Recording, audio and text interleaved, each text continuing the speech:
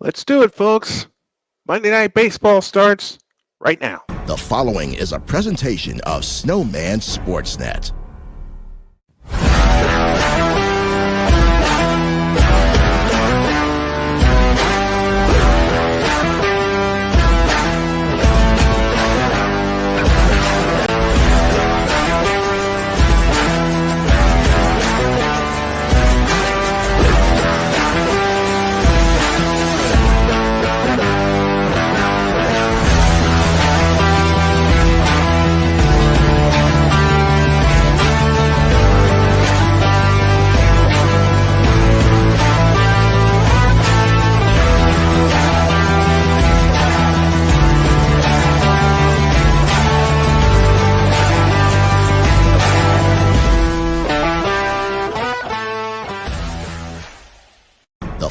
All right, good evening, everyone, and welcome to our premiere edition of Monday Night Baseball. Had started this a couple of years ago, but then life started lifing and health got in the way, and I got in the way of my own self. But we are here tonight, and tonight's matchup features the San Francisco Giants, as I get a few last things ready here, and the Houston Astros, live from Houston, Texas. We'll have that for you.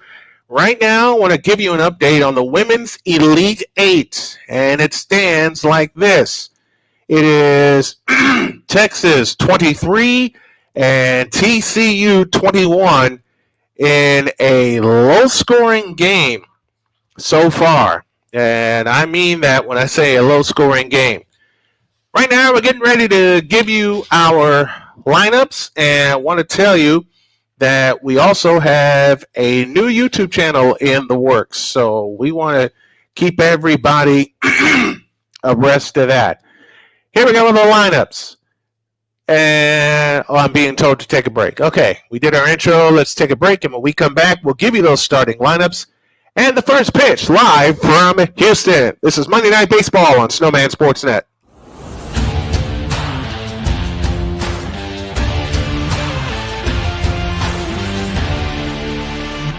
Sports bettors, listen up.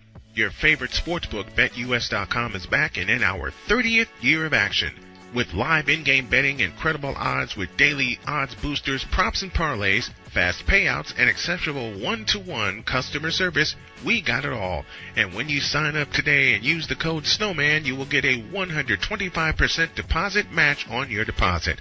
Log on to betus.com or call 800-792-3887. That's 800-79-BET-US. BetUS.com, where the game begins.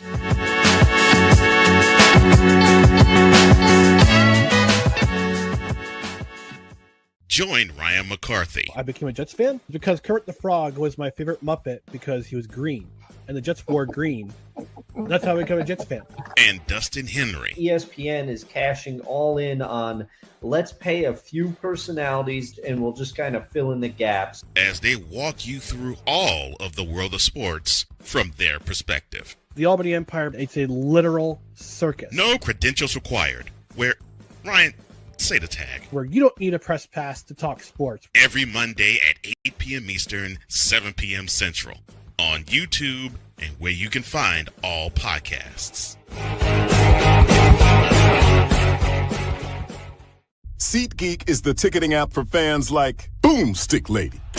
No free throw is safe from the roar of her sticks. SeatGeek helps her find a seat in the direct eye line of the shooter so she can sit where her boomsticks make the biggest boom.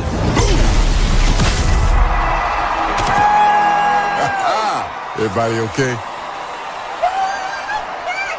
SeatGeek handles the tickets to sports, concerts, and more, so fans can fan.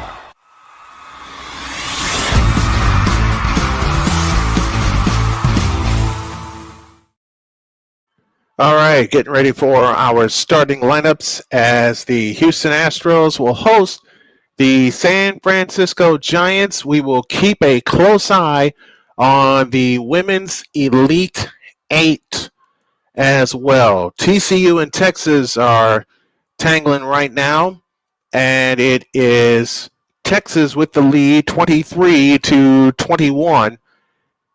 And they are at halftime of that game. Wes Pruitt and Victor Locke, the first ones in here. And, man, I am so excited to bring you on Monday Night Baseball. It's going to be fun.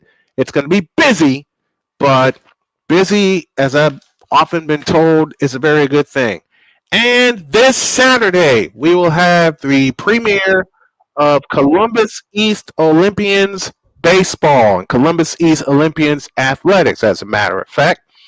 So we are excited to bring that to you. We're going to keep everybody up to date as to what's going on.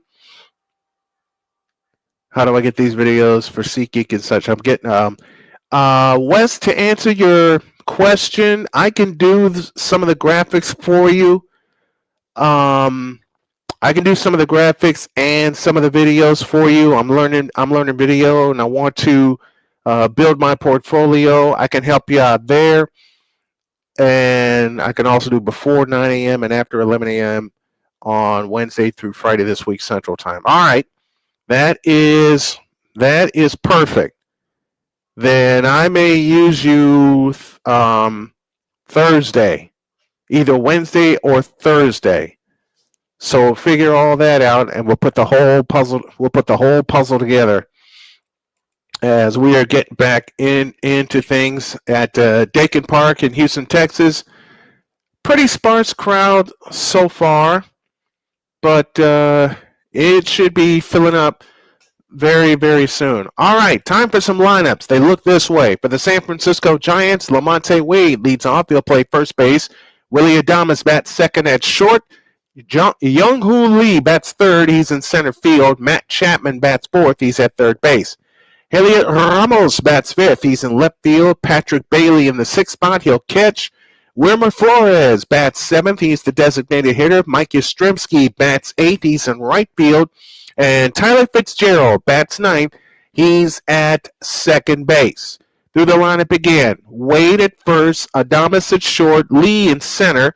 Chapman at third. Ramos in left, Bailey the catcher, Flores the DH, Yastrzemski in right, and Fitzgerald the second baseman. And for those of you old schoolers that recognize the last name Yastrzemski, that is the great Carl Yastrzemski's grandson who is playing today. The Astros are taking the field in their home white uniforms, white top and bottom with the navy blue numbers, and we'll get you the Astros defense. They line up this way. Mauricio Dubon is in left. Jake Myers in center.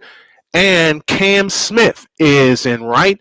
Isaac Paredes at third. Jeremy around the horn. Isaac Paredes at third. Jeremy Pena at short.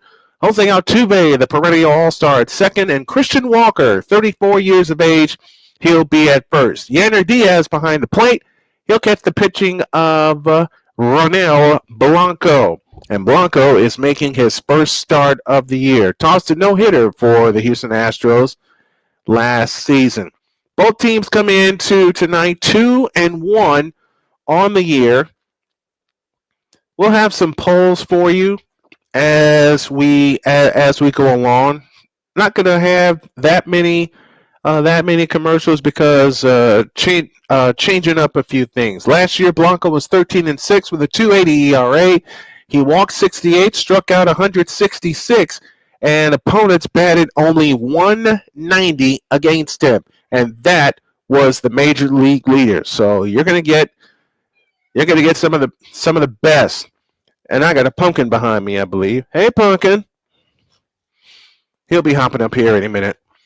All right, we're ready to go from Houston. You want to go out, buddy? You want to go out or you want to stay here? Okay, you're by the door. Well, hello, Winnie. All right, Lamonte Wade will step into the box for the San Francisco Giants in the road gray top and bottom, black numbers trimmed in orange. We're set to go. The signal has been given, and Blanco rocks, kicks, and fires. A fastball high and wide for ball one. Off we go. 7:11 p.m. Central Time, 8:11 Eastern Daylight Time. Last season, Lamonte Wade batted .260 with 8 homers and 34 RBIs. The 1-0 pitch is swung on and skied into center field. Jake Myers trots over to left center. He's under it. He makes the catch. 1 out in the top of the first.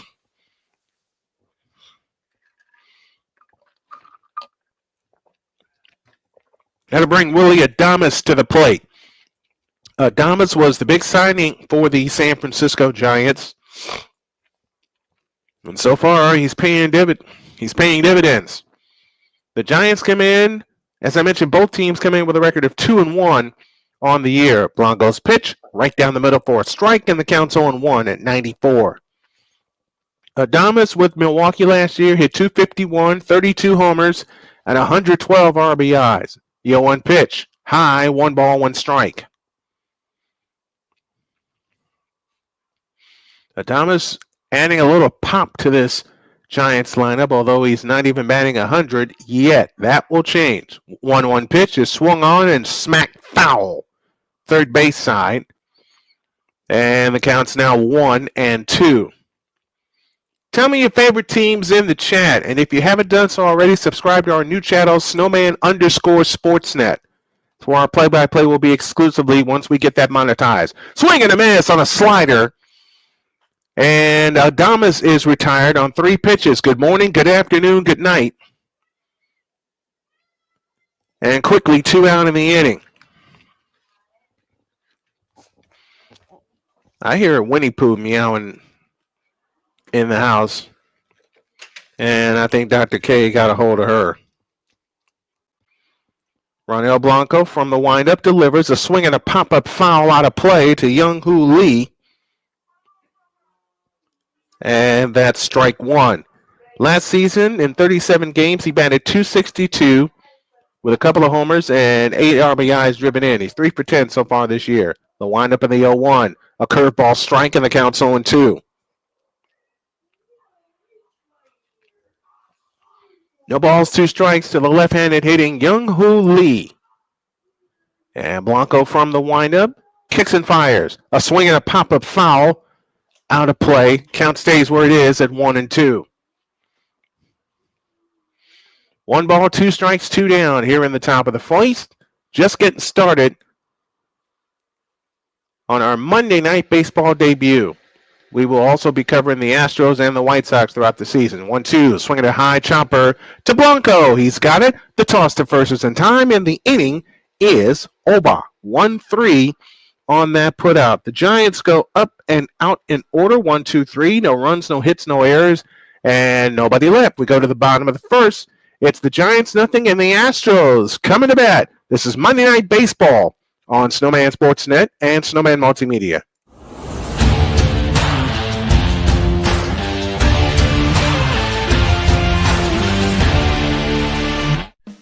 Attention sports fans, looking for the ultimate gear and apparel to show your team pride? Look no further than Fanatics, the #1 destination for sports enthusiasts. Visit SnowmanMultimediaSports.com today and shop a wide selection of officially licensed merchandise from your favorite teams and players.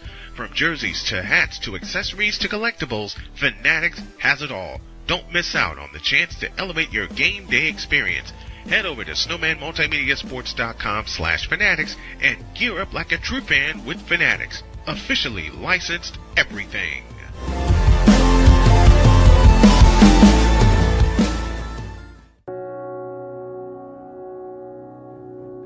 Do you remember our first group photo? This is it.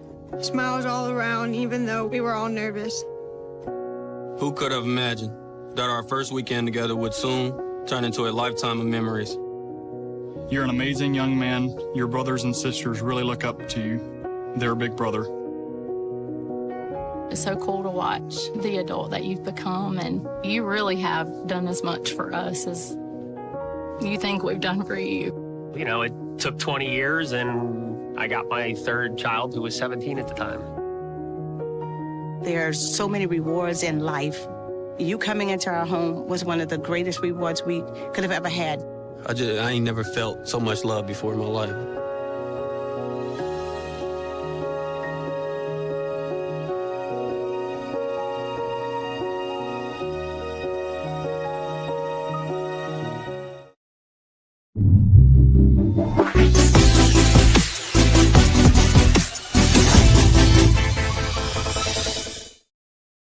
Man, the bottom of the first started quickly. Jose Altuve grounded out to second base. One pitch, one out in the bottom of the first.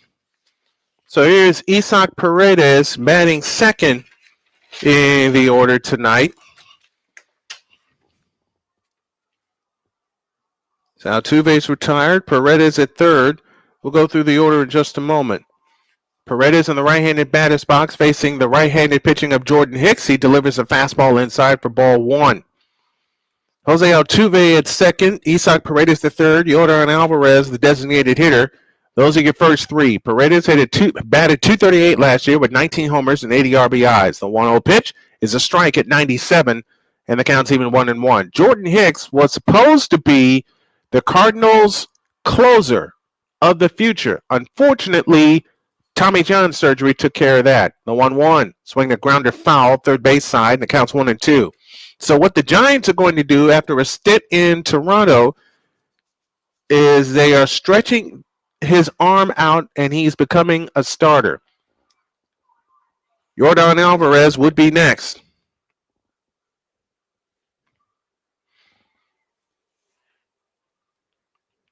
One and two the count to Isaac Paredes. The pitch on the way is outside at 98. Hicks wanted it, didn't get it.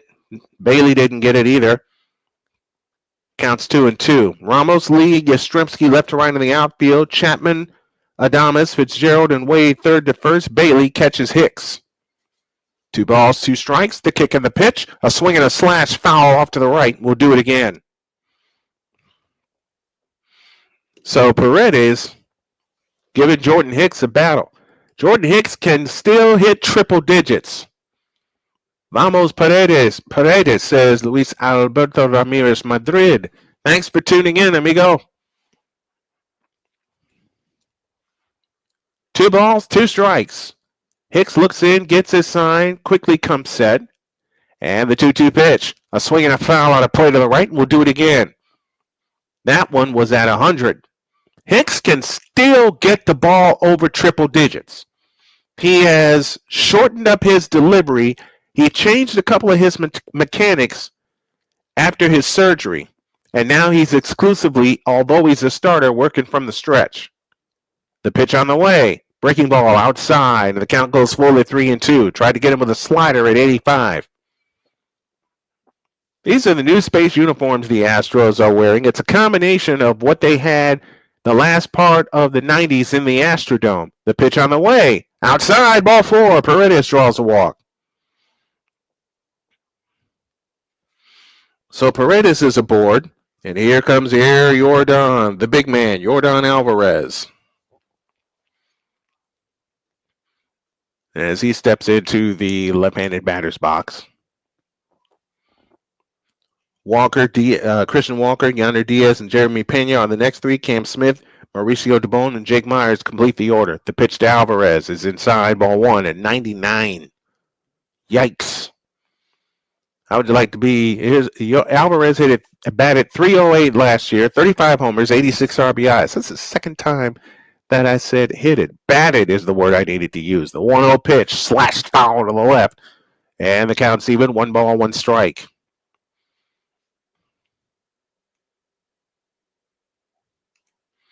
We will definitely keep our eyes on the women's Elite 8 as they have gone to the third quarter of Texas and TCU. The 1-1 pitch to Alvarez is swung on and fouled out of play, and the count is now 1-2.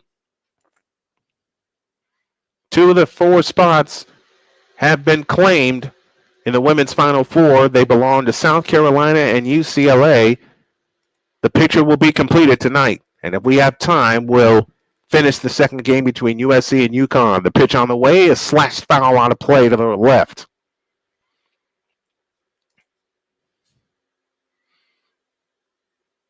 As I said, time permitting, we will take you to UConn and USC in the finish of that game, as TCU and Texas are now even at 29 in the third. The pitch on the way, swung on, fouled at the plate. Trying to come at him with a slider. Alvarez wasn't having it as he got a piece of it. Count stays where it is at 2-2. Hicks has thrown 14 pitches so far here in the first. Alvarez so far hitting at 125. As the season goes, that will change. Guarantee you that. The 1-2 to Alvarez. Strike 3 called by a fastball right down the middle, upper left-hand corner. And Alvarez is retired. 2 down in the inning. And here comes the veteran, Christian Walker.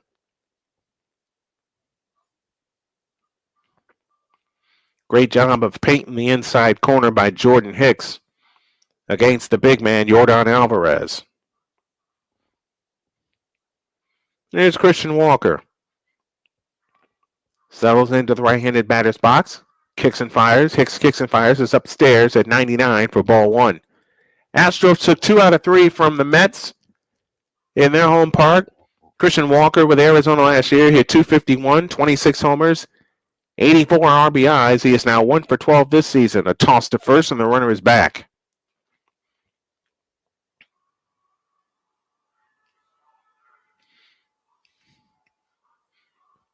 One ball, no strikes to Christian Walker. Hicks is ready. The kick and the pitch. Swinging a miss at 100. And the count's even. 1 ball, 1 strike. Yikes.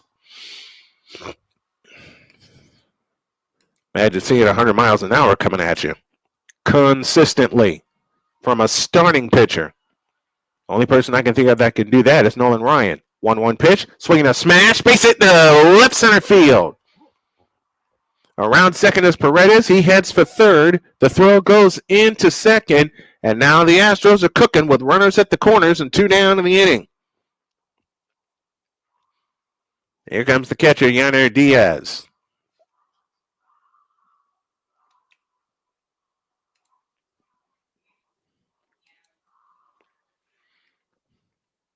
That's Walker's second hit of the year. He's now 2 for 13 on the season.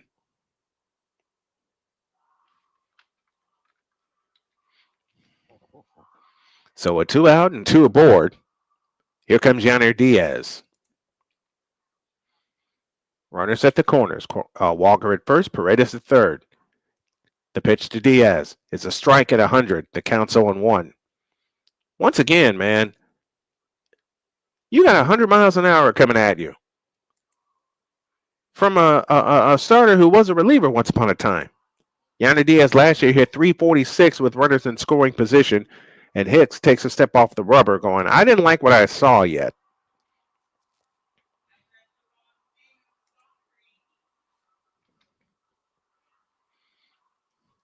The pitch on the way. High. 1 ball, 1 strike.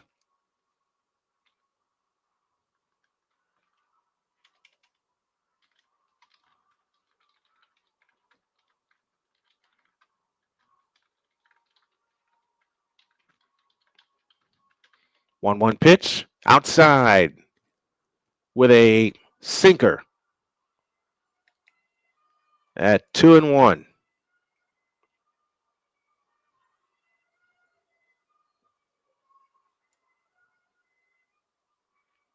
Two and one the count. The pitch on the way. A swing and a little looper headed to center field, and it is caught by Young-Hoo Lee, and that ends the inning. No runs, a hit, no errors, and 2 men left. As we head to the top of the second, we have no score. Now I'm going to check in with some friends of mine. First at Pure Adrenaline Sports. See how many can come over and pay me a visit. And he said that he would check in if time permits on his channel. The Mets are leading 8-1 against the Marlins. They're in the top of the 6th. My buddy Pure Adrenaline Sports, Big John, has the call over there.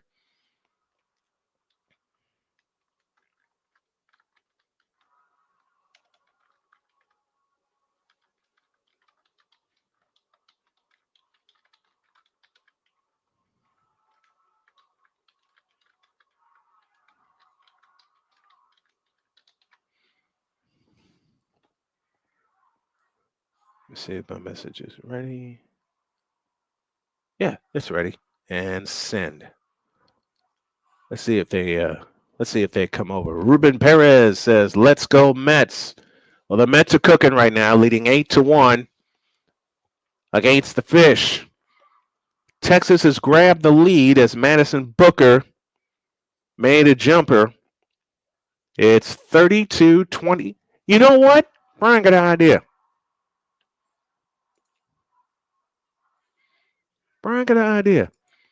During every break, I'll break this down. Why not?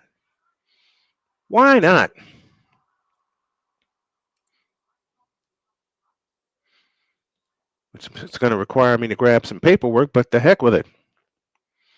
The absolute heck with it. Why not? I've done this before.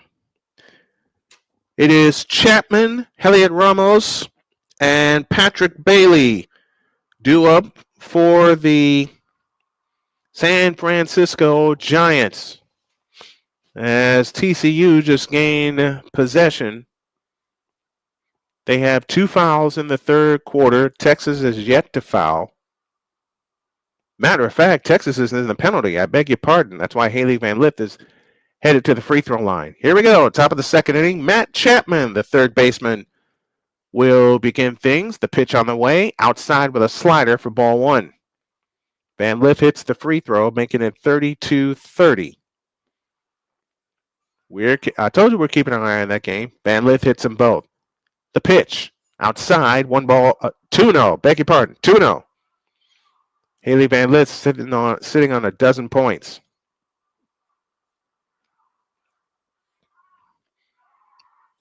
2-0 pitch.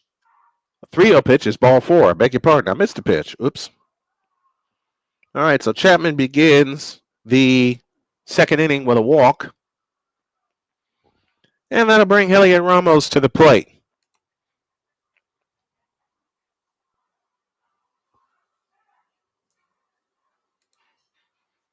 Ramos hit at .269 last year, 22 homers. He drove in 72. Here's the pitch outside for ball one. They've missed with 5 straight. Has Blanco.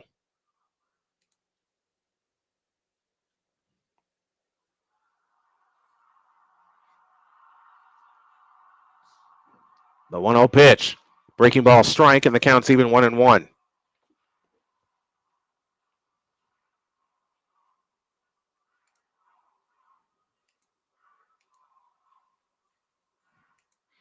One ball, one strike to count.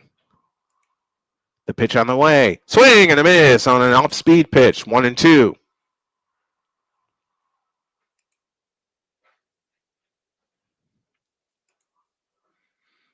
One ball, 2 strikes. Nobody out. Runner aboard at first. Chapman with a 4-pitch walk. The 1-2 pitch. Breaking ball swung on, grounded to third. To second, 1. Return 2. A double play. What a play by Isaac Paredes as Ramos grounds into the 5-4-3 double play. It goes Paredes to Altuve to Christian Walker. But now there may be a challenge. And you know what? Ramos beat it. So it'll be a forced runner 5-4. Paredes to Altuve. Altuve's return throw was not in time, as we got to look at the replay.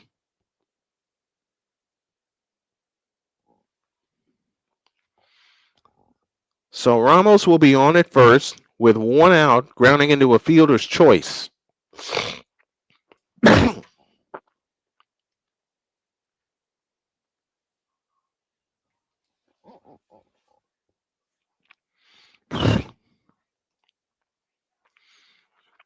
But it was a close play.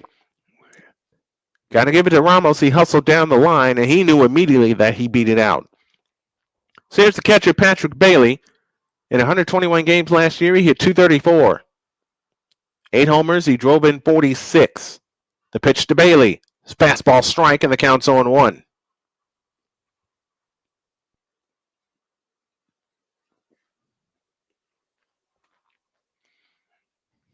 One strike to count. Patrick Bailey, the 6th place hitter, at the plate. Blanco from the stretch, kicks and fires. Low, 1 ball, 1 strike. Came at him with a slider.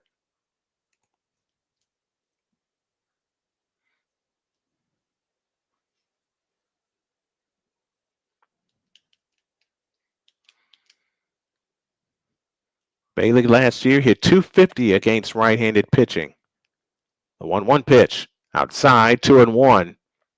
And Yanner Diaz is coaching Blanco to calm down just a bit. No score, top of the second. 2-1 on Patrick Bailey. The pitch. Swing and a miss on a slider, and the count's even 2-2.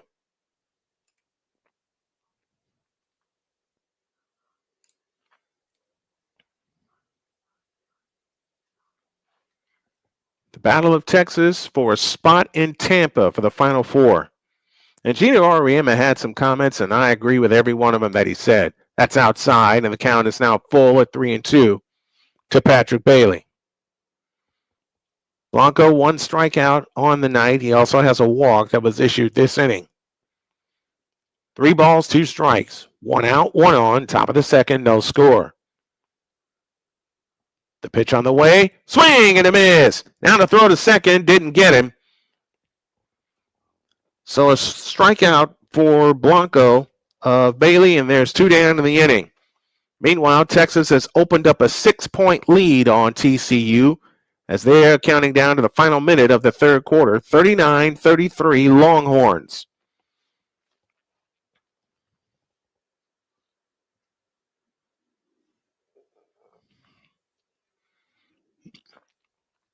Blanco's pitch is a fastball wide for ball 1. To the 7th place hitter and Wilmer Flores, played in only 71 games last year. He had 206, had 4 homers, drove in 26. Here's the pitch. Fastball outside. It's 2-0.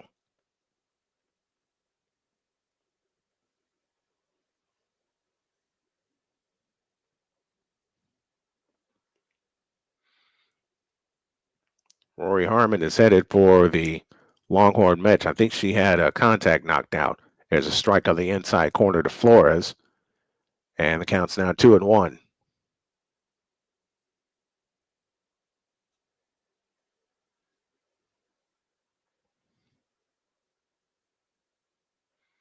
Two and one, the count. The kick and the pitch. Low. They check it first. No swing. Counts 3-1.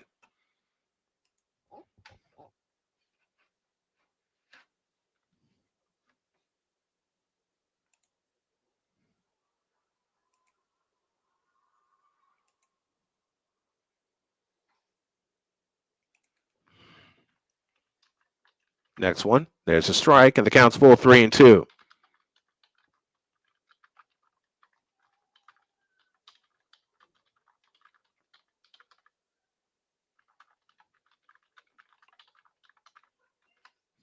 Three and two, the count. 2 out. The pitch on the way. A swing and a high fly ball. Foul.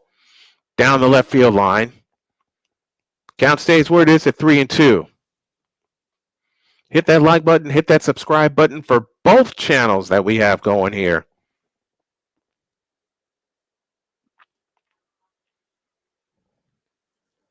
.31st pitch coming from Blanco. It's a payoff to Wilmer Flores, and here she comes. A swing to line drive down into left. That's down for a base hit. Rounding third is Ramos. He heads home. The throw is not in time, and the Giants lead 1-0. So Flores comes through with a 2-out hit and a run batted in, and the Giants grab the lead.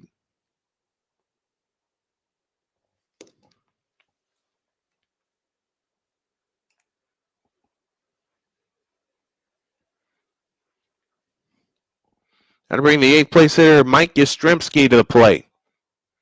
One thing about this Giants team early, and here comes the Pure Adrenaline Sports crew. L. Good is here. Pure Adrenaline himself is here.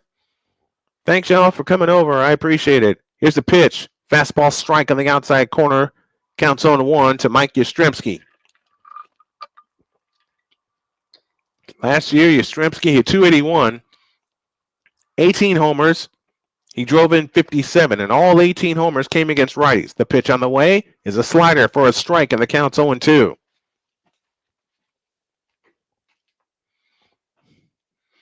I hit that like button for you. Thank you, sir. Thank you, thank you, thank you. If you can, subscribe to both channels.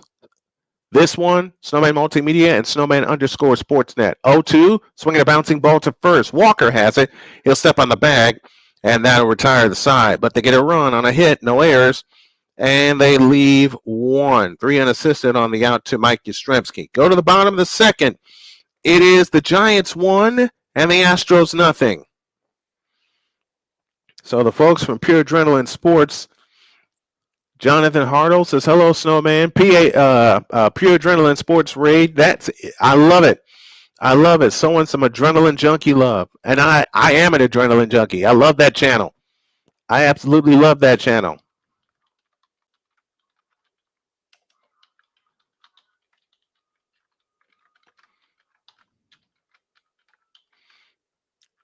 John at PAS sent me over here. Thanks, bud. Cope Kills, Jonathan Ilardi. I hope it's Ilardi.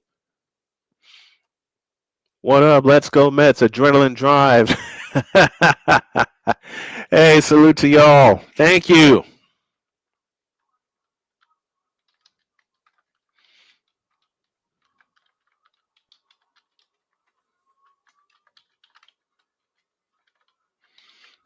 I love rating channels. Yep, you announced that.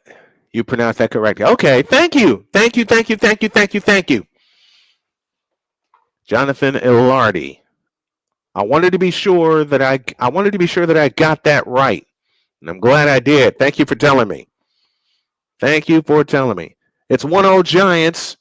We are heading to the bottom of the second. Meanwhile, they're headed to the fourth quarter in Birmingham as TCU trails Texas.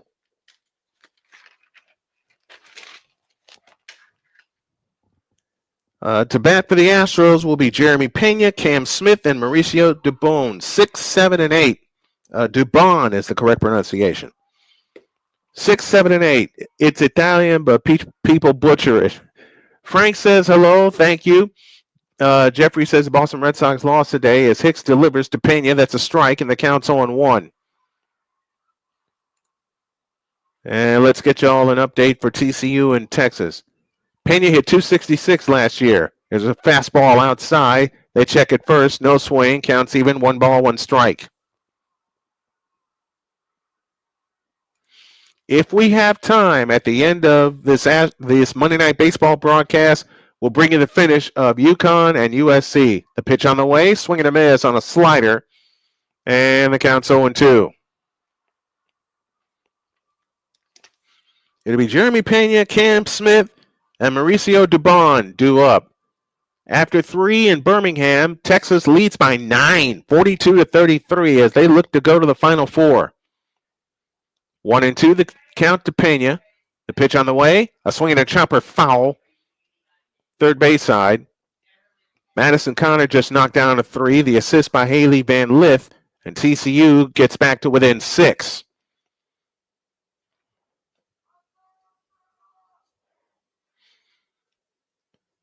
Blue Jays lead the Nats 4-2. There's a fastball, strike 3 call. Pena's gone.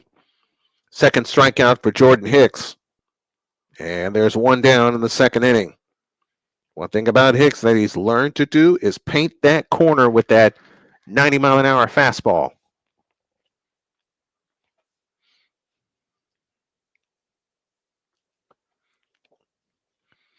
Kyla Oldacare hits a 15-footer, and it's now 44-36. The first pitch to Cam Smith is a strike, and the count's 0-1.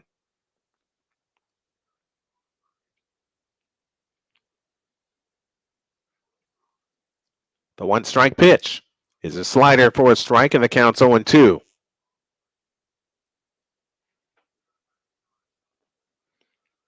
Madison Booker and Haley Van Lith both with 12 to lead the game and their respective teams in scoring.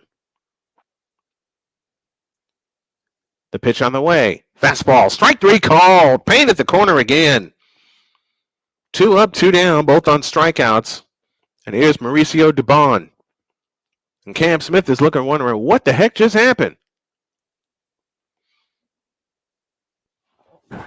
He painted a sinker on the outside corner. I remember he had a sinker that was thrown at 102 miles an hour. Here's the pitch. Strike called and the count's 0-1.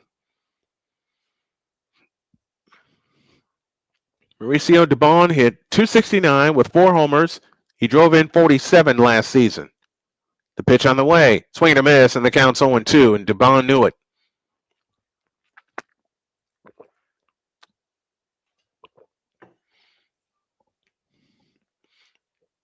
.2 the count. The pitch on the way. Strike 3 called. Inning over. Wow. Good morning, good afternoon, good night. And the Astros go up and out in order. We're done with 2. It's the Giants 1 and the Astros nothing.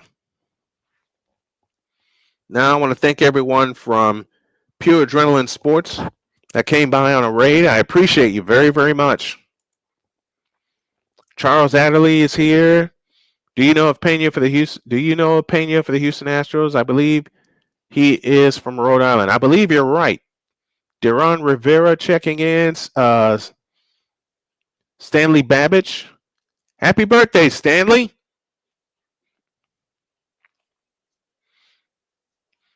Papa Blood is here. He says, late Snowman, got you though. Thank you. Thank you very much. Charles Adderley says, let's go hit the like button and subscribe. Show some love. Thank you. Thank you very much. Thank you all very much. Very much appreciated. We're going to keep this chatter going all night. All right, checking in with TCU in Texas. Kyler Oldcare gets the bucket, the hoop and the harm, drops the free throw, and Texas goes up 11. 47-36 in a low-scoring game. Both of these teams love to get up and down the floor, but it's defense that's ruling the day. I tried to tell my friend Allison about Paige Beckers. I tried to tell her she was good. She dropped 40 on Saturday.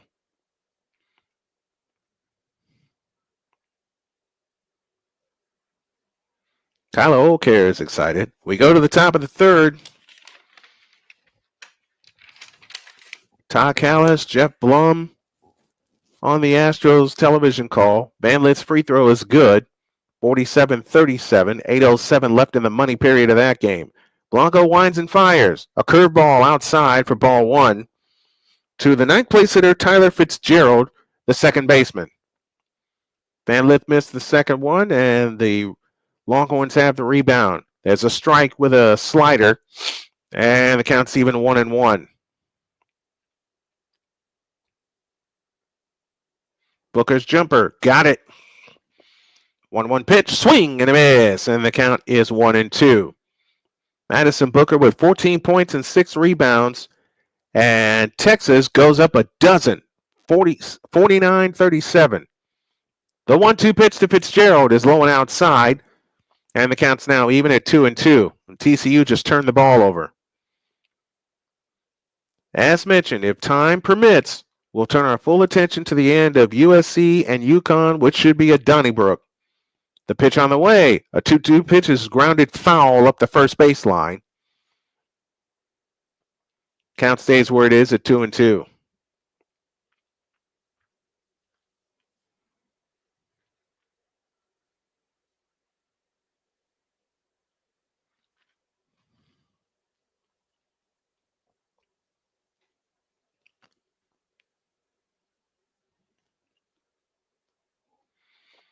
Two balls, 2 strikes to Tyler Fitzgerald to begin the third. From the windup, here's the 2-2. Swing and a miss. That is the third strikeout for Ronel Blano, and there's 1 down in the third. Now go back to the top of the order in Lamonte Wade, who flied out to Jake Myers in center his first time up. They're down to 7:09 left in the fourth quarter in Birmingham. And it's all Texas by 12. Here's the pitch. Outside, ball 1 from Blanco to Lamonte Wade.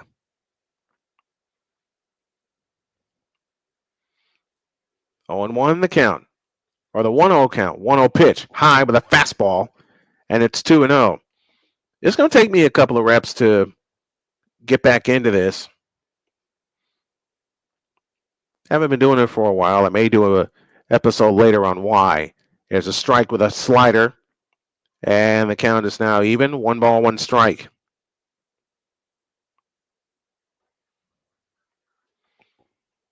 One and one, the count.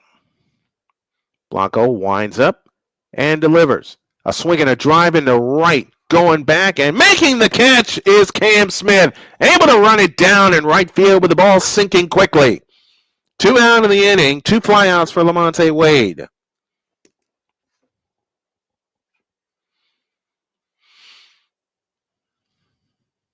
So 2 up, 2 down in the top of the third.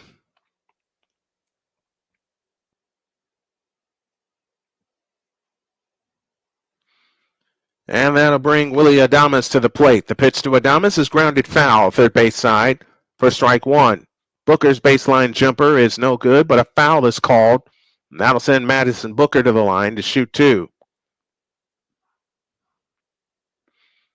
And Booker is wondering if that was a shooting foul.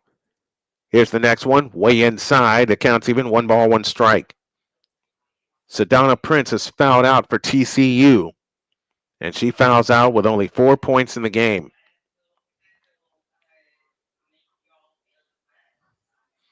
One ball, 1 strike, 2 down, top of the third. From the chest high windup, here's the pitch. Swing and a miss, and the count's 1 and 2 with a cutter at 94.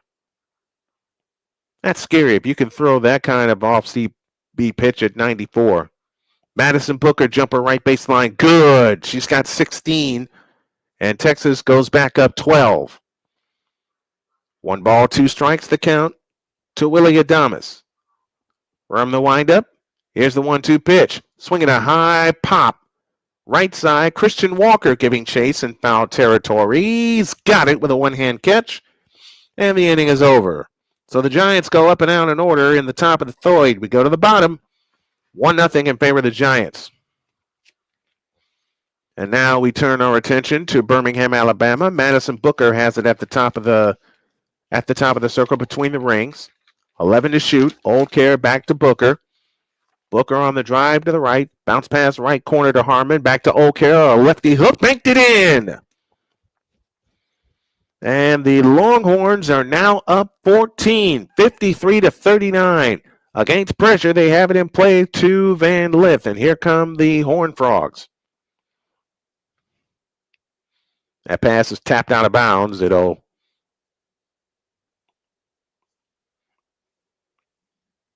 stay with TCU.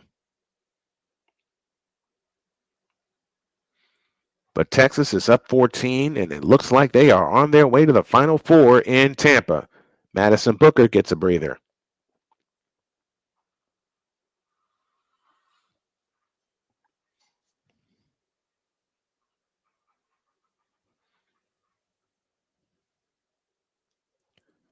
Jerickson Profar suspended 80 games for PEDs. Yikes. When you cheat the game, it bites you.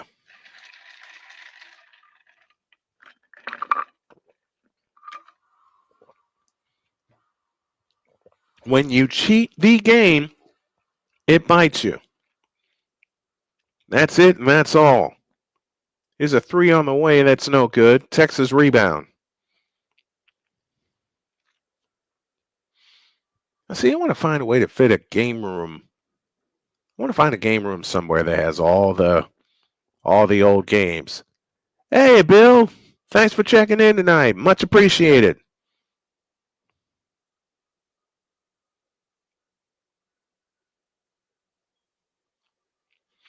And now Jordan Hicks works to Jake Myers to start the bottom of the third, and he delivers a strike at 96. And the count is 0-1. Jake Myers had 219 last year, 13 homers. He drove in 61. The 0-1 pitch, swinging a miss on a cutter, and the count is 0-2. Daniel Berry is here with us. What's up, Daniel? Hey, Bill, you and Victor should get together and do a wrestling podcast. I tune in religiously. 0-2 the count. The pitch on the way. A swing and a high fly ball into center. Young-Hoo Lee camps under it, makes the catch, and there's one out in the third. You know, sometimes last year, I can tell you, I quit for some of the I quit a broadcast for some of the stupidest reasons, like my book got out of order. I had a ton of technical difficulties. I'm getting some better stuff that should help matters. Here's Jose Altuve. He grounded to second his first time up. And the pitch. Fastball strike at 99. And the count's 0-1.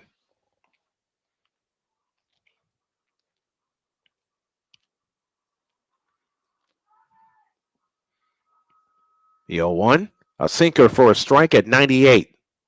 Now, how ridiculous does that sound that this guy who has gone through surgery, God bless him, can still throw a sinker approaching 100 miles an hour? 0-2 the count. The pitch on the way, swing and a miss, and Altuve's gone. And Altuve knew it. He knew it. That makes 5 strikeouts for Jordan Hicks. Now I see why they wanted to convert him into a starter. Here's Isaac Paredes, who walked his first time up, got to third on a Christian Walker single, but they couldn't bring him home. Here's the pitch. A swing and a drive foul down the left field line, and the count's 0-1. There are so many kind of podcasts that I want to do. I want to make a living doing it. I'm working on making a living doing it. 1 strike to count to Paredes. The pitch. Fastball strike, and the count's 0-2.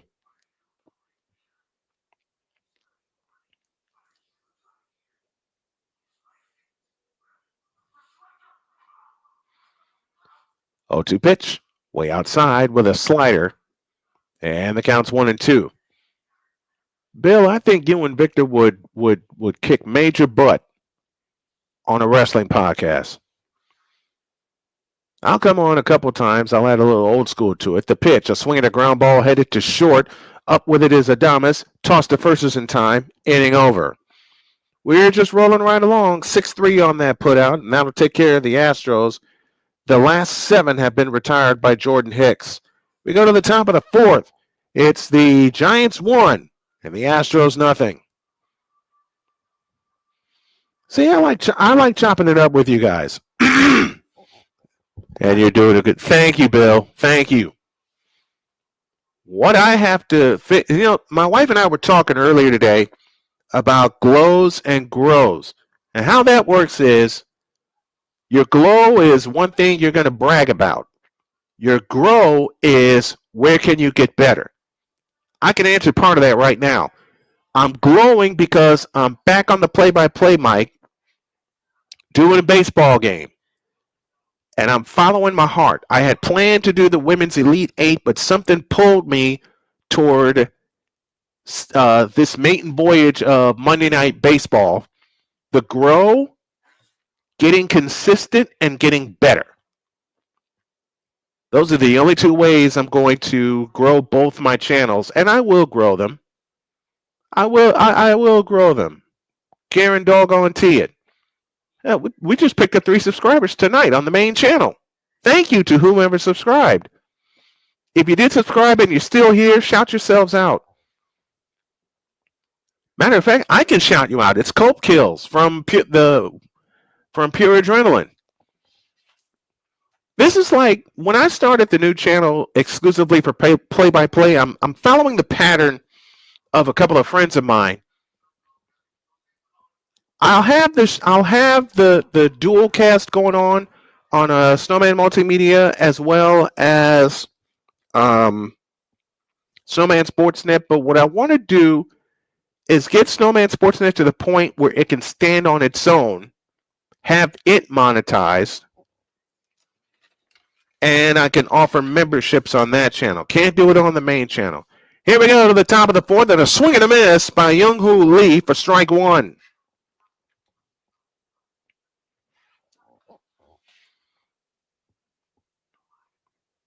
The 0-1 from Blanco. A swing and a tapper to second. Altuve on the outer grass.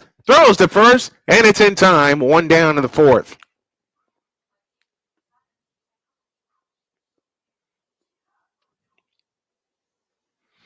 One up, 1 down in the 4th inning. Now bring Matt Chapman to the plate, who walked, leading off the 2nd, then was forced by Elliot Ramos.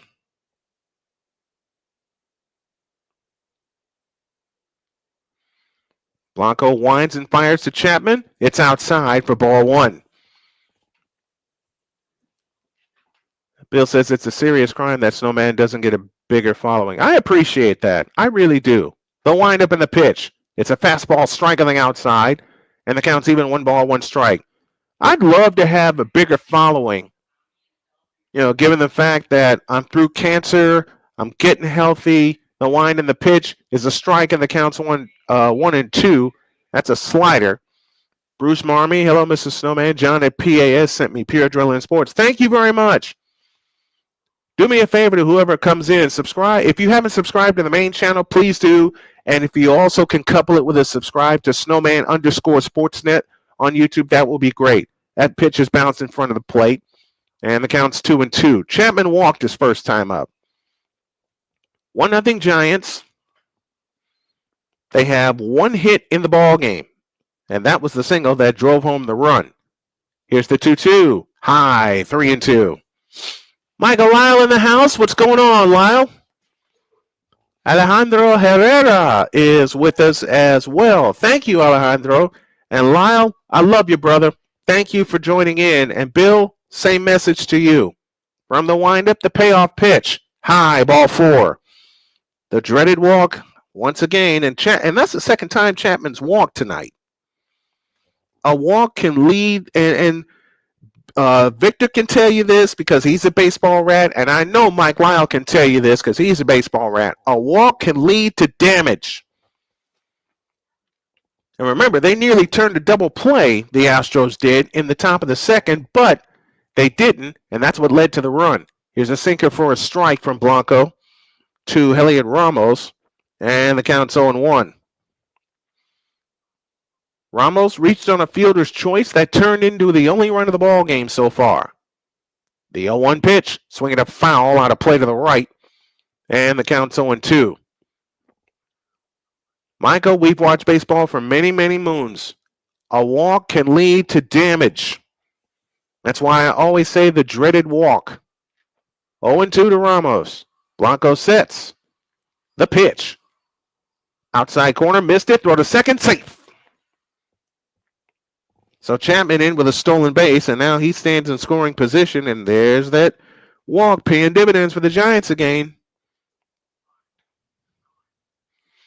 Lots of damage. Exactly. Are you a Giant fan? I loved Willie Mays. In many ways, I am, Bruce.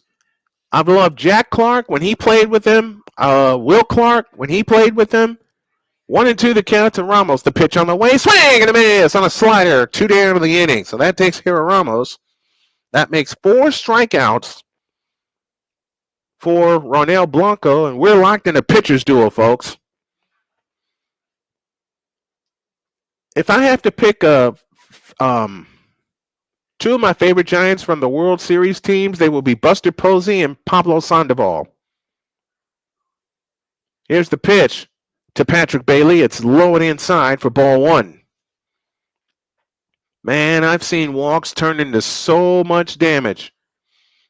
In fact, Victor and I were watching a White Sox game one Saturday afternoon, and a walk led to a slam later in the inning. Well, it was part of a 5-run inning. Buster was awesome. Yes, he was. Number 28. Oh, and much love for Barry Bonds when he was with the Giants. Can't leave him out of any Giants conversation. 2-0 to Bailey. Ronel Blano sets and fires. It's high, 3-0. Cannot leave Barry Bonds out of the equation. And now Yainer Diaz will come out and talk to Blanco.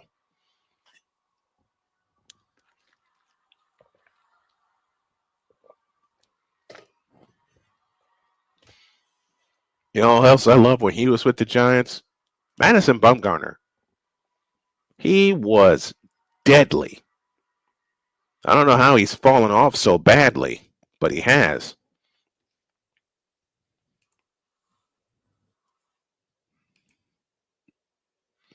To Birmingham we go. There's 150 remaining in the fourth quarter, and the Longhorns lead TCU by 8, 55-47.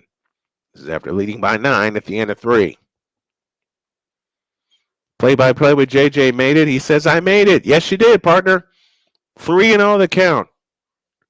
The 3-0 pitch. Swing and a miss on a slider, and the count's 3-1.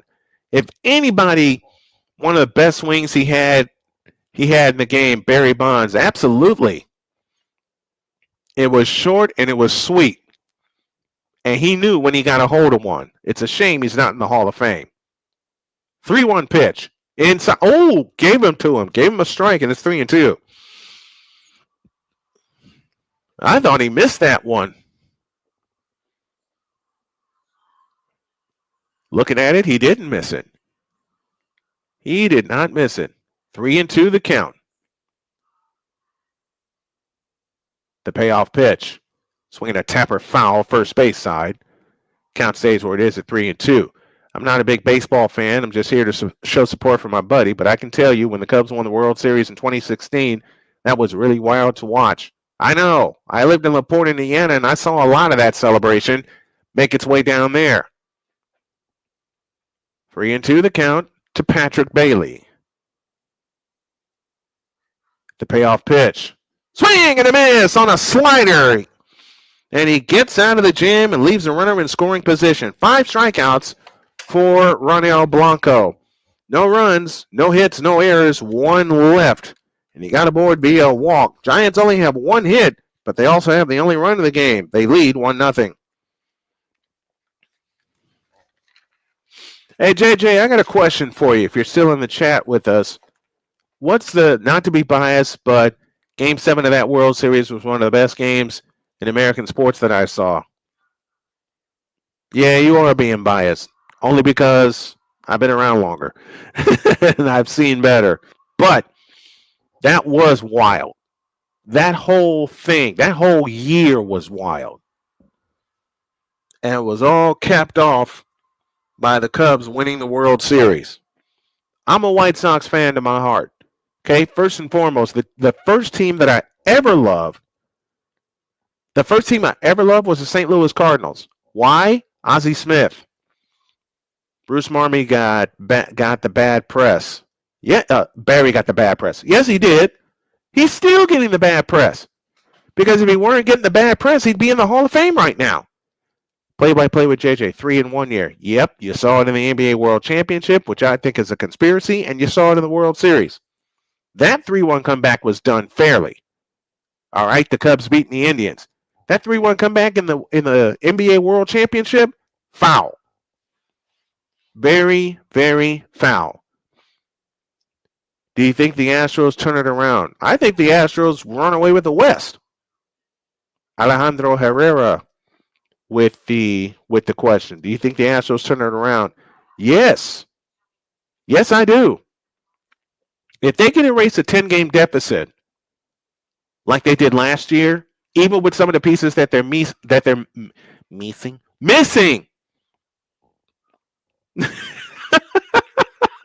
Even with some of the pieces that they're missing with Kyle Tucker, Alex Bregman, Jordan Alvarez swings and drives one to right field. It's short, and it will be caught by Yastrzemski, 1 out in the 4th. Oh, man, he just got under it.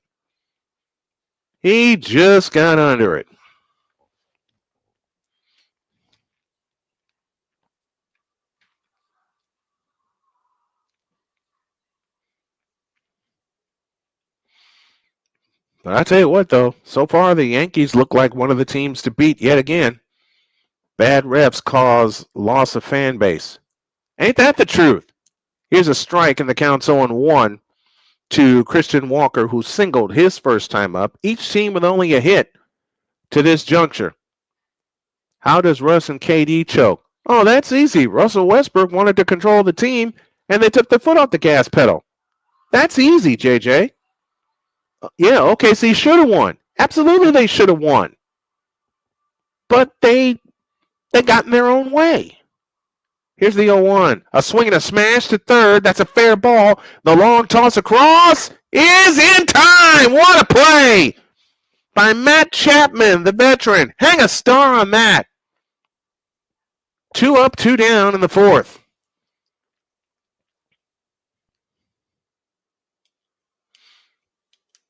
My buddy Nick was just listening to you, and I told my nephew about it. He might tune in too. Thank you. Bruce Marmy says, bad refs cause loss of fan base. Better believe it. Encrypted Wolf is here, popping in to show support. I appreciate it. As Hicks fires to Yanner Diaz, and it's a strike, and the count's 0-1. This has been a pitcher's duel. 47 pitches thrown by Jordan Hicks to this point, 3 2/3. The pitch on the way, fastball outside, and the count's even 1-1. Hang a star on that one. That's for Ed Farmer, the late great Ed Farmer, who was a White Sox announcer for many, many years. 1 ball, 1 strike. The kick and the pitch is outside, 2-1 to Yanner Diaz. 2 up, 2 down here in the bottom of the fourth. Giants 1, Astros nothing.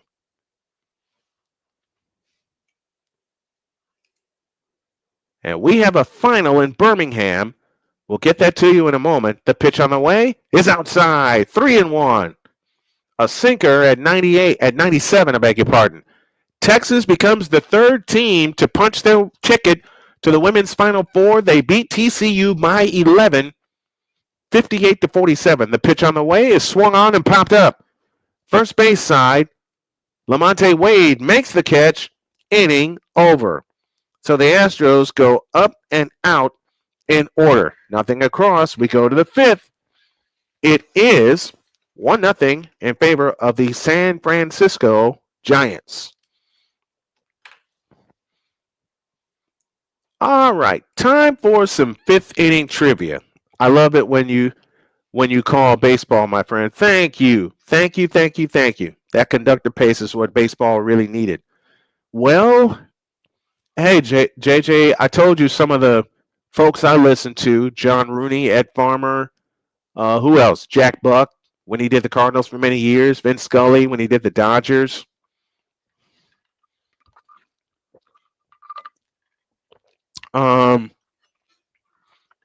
Many others.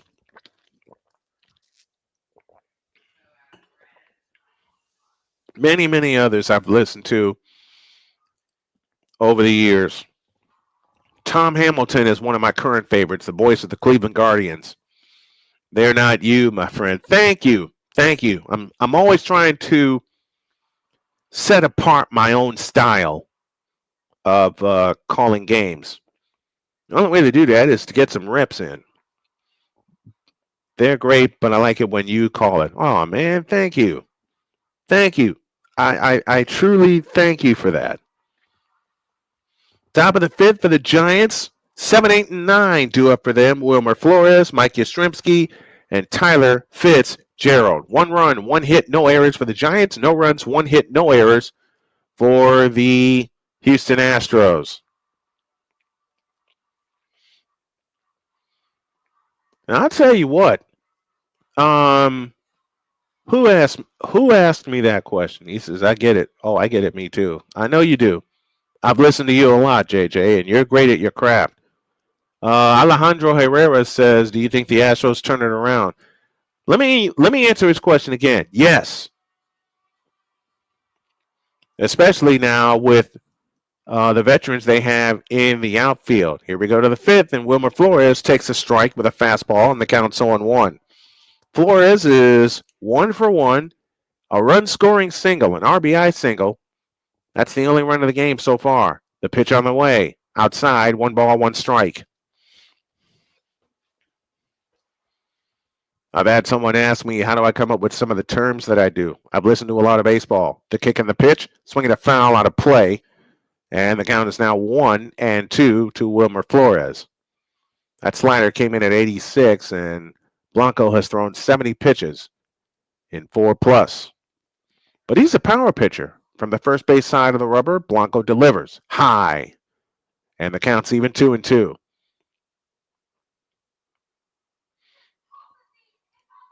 2 balls, 2 strikes to Wilmer Flores. 1-0 Giants, top of the 5th. From the windup, the pitch. Curveball whacked on the ground to third. Paredes sucks it up. The toss across the first is in time. 1 down in the 5th. That ball was blistered, but Paredes was ready. I'd bring Mike Yastrzemski to the plate, who popped out to first. His first time up.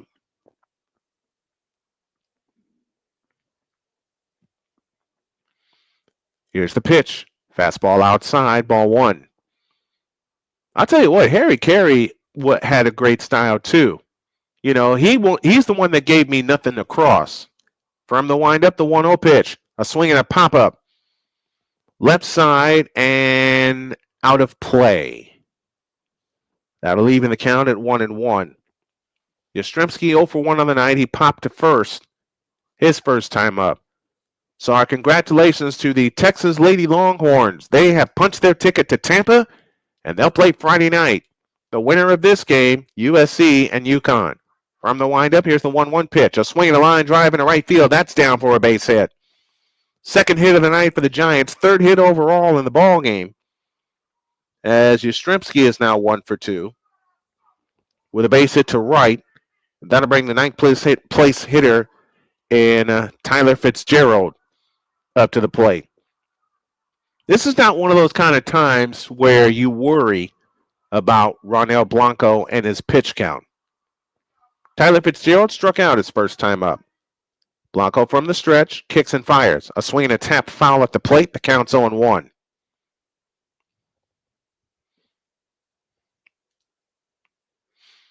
I'm going to have a challenge coming up called 30 Days of Baseball, whether it's here in studio or out at Columbus East. I know I have a game Saturday morning. Runner takes off, tossed to first, and they got him picked off, but they don't get him. Oh, boy, Mike Yastrzemski had a major jump. And now he sits at second with nobody out. So a single and a stolen base begin the 5th. Harry Carey, Bruce says, Harry Carey was a great sportscaster singing the 7th inning stretch. Is Drew Carey his son? No. No, 2 different people. The pitch, bunted up in the air and down.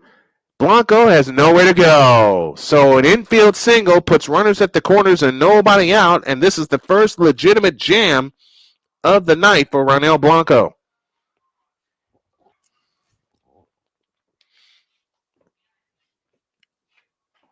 It's nice to be actually tuning into other people's streams and be off the mic. Yes, it is. That was a great bunt by Mike Yastrzemski. I bet his grandpa taught. Oh, that's Tyler Fitzgerald. I beg your pardon. Tyler Fitzgerald laid down a great bunt, and now it puts runners at the corners and one out. I beg your pardon, because Bailey struck out. So the double play is still in order. Drew and Jim related? No, they're not. They are not related.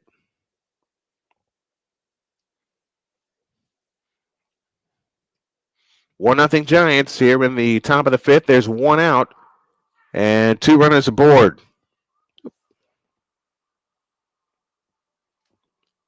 Dadgummit. I got lost in my book again.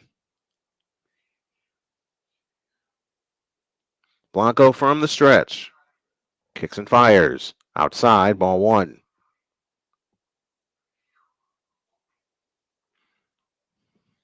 That's why my book looked weird. I knew there was a reason. Dang nabbit. Because I didn't mark where the last inning ended. Here's a pitch. That's a strike, and the count's even 1-1.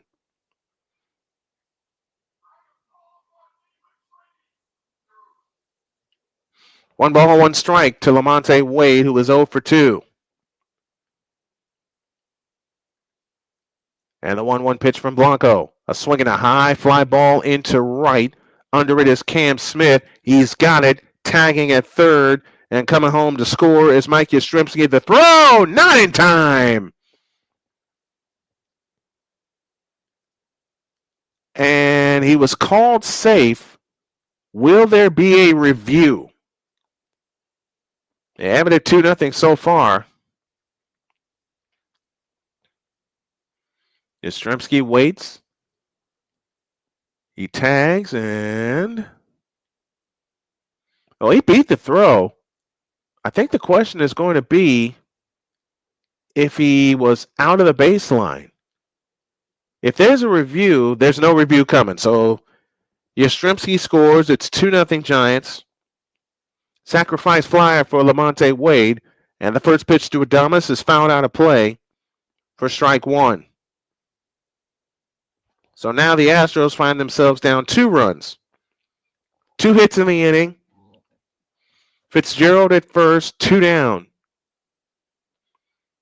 There's 2 out now, Alejandro. Blanco from the stretch, turns and throws to first, runner back. And that's 1 disengagement. I haven't kept up with the new rules yet. I'm going to. All right, let's turn our attention to UConn and USC because that's for the final spot in the Final Four, and that is popped up foul out of play. They haven't started yet. They'll start at 9:20. So I believe we're going to have some time, and we'll go to that game when done here. Wake Forest Baseball Club says, Snowman, what's going on? How are you? 0-2 the count. The pitch on the way, high and tight, 1-2. 2-0 Giants. They got a run in the second, and they plated a run here in the fifth. Luis Contreras is up and throwing in the Astros bullpen. Blanco from the stretch. The 1-2 pitch is outside, and the count's even 2-2. Fitzgerald bluffed going, but did not go anywhere. Adames 0 for 2, a strikeout and a foul out. He has 1 run driven in so far this year. Blanco, third base side of the rubber, comes to the set position. And the pitch on the way. Swing and a miss. Adames strikes out for the second time tonight, but the Giants get a run on 2 hits, no errors, and they leave 1. We go to the bottom of the fifth. It's the Giants 2 and the Astros nothing. And Jeremy Pena will lead off the bottom of the fifth.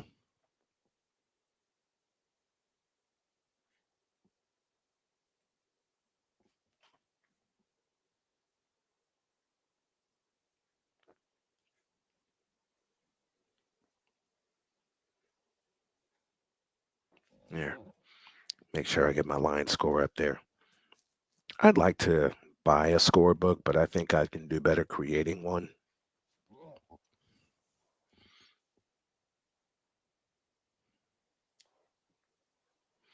Jordan Hicks has retired 10 in a row.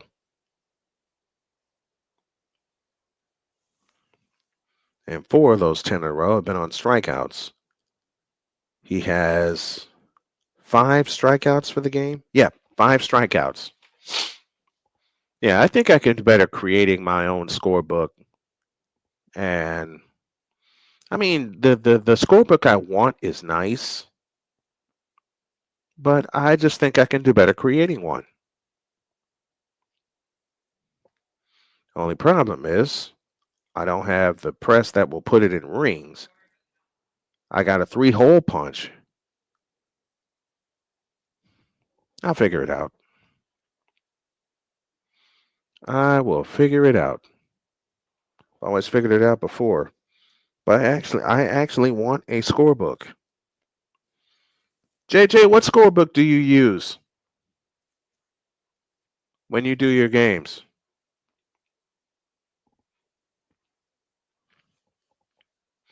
All right, to the bottom of the fifth we go. Jeremy Pena, Cam Smith, and Mauricio Dubon due up to face the hard-throwing Jordan Hicks, who has struck out 5 and has retired 10 in a row. Hicks from the set, kicks and deals. A swing and a smash foul, third base side for strike 1. Gave him a sinker at 97, and it didn't sink enough. Pena has 1 home run on the year. Covey Sports. Okay.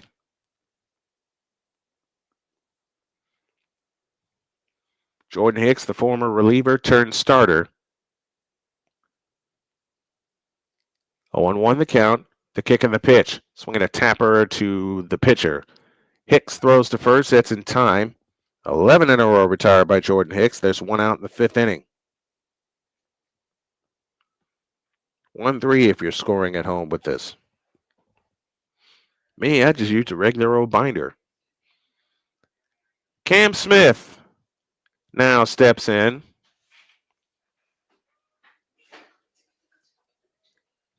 Coming to the Astros from Florida State.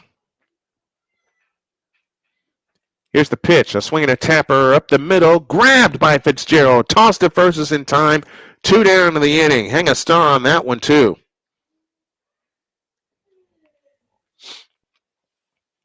I hear somebody yawning. No? No?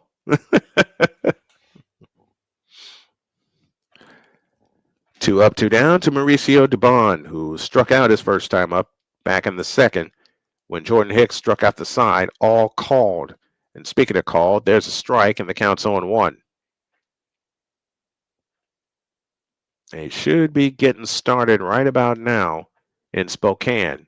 The pitch, fastball outside, and the count's even 1-1. Yep, that was my wife yawning. 5 pitches this inning so far after throwing 22 in the first. The pitch on the way is a slider for a strike, and the count's 0-2. Dubon offered at the pitch, so that goes down as a swinging strike.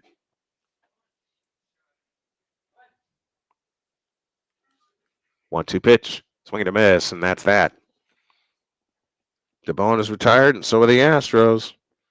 13 in a row retired by Jordan Hicks. He hasn't allowed a base runner since the 1st inning. And we go to the 6th with the Giants leading 2-0. Why did I turn my notebook this way? I meant to turn it this way. There we go.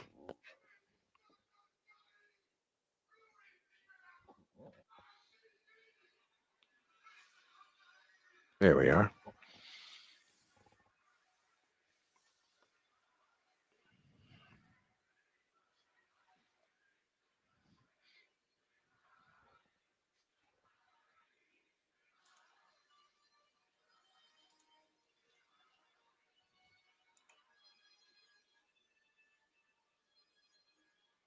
All right, we're getting the second doubleheader game up. And Connecticut has an early lead of 5-3. We will definitely keep our eye on that one. It's the number 2 seed, Connecticut Huskies, and the number 1 seed,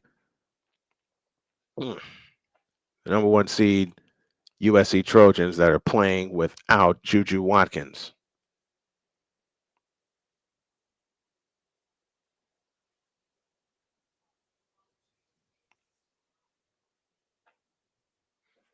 USC is going to have to lean on their defense to claim victory.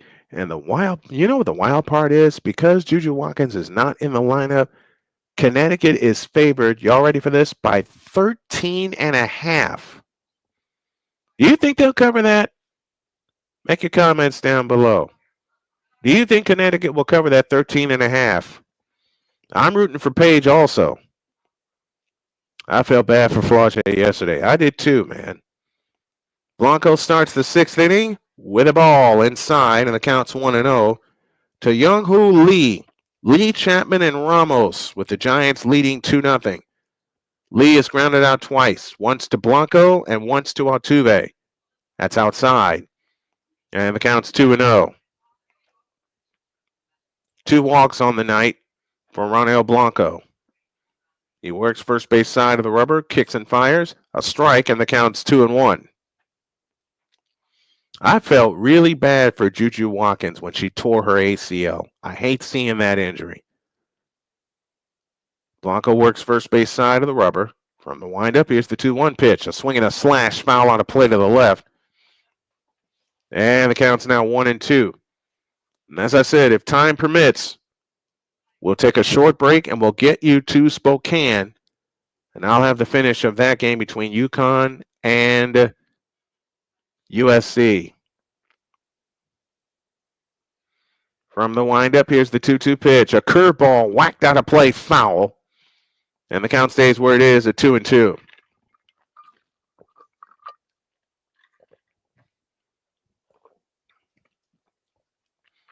Once again, the 2-2 pitch. High and wide, and the count's full 3-2. Giants 2, Astros nothing. 2-3-0 for the Giants, 0-1-0 for the Astros. Jordan Hicks has only allowed one hit. Congrats to Haley Van Lith, too. Absolutely. The pitch on the way. Ball 4. Third walk issued by Ronel Blano, and it's to Young-Hoo Lee. And you have to wonder if he's running out of gas. We're about to find out because the manager, Espada, is coming out to the mound now, and he's made the call to the bullpen. So we're going to have a break. There's a pitching change, and we'll let you know the pitcher, the new pitcher, in about 2 minutes.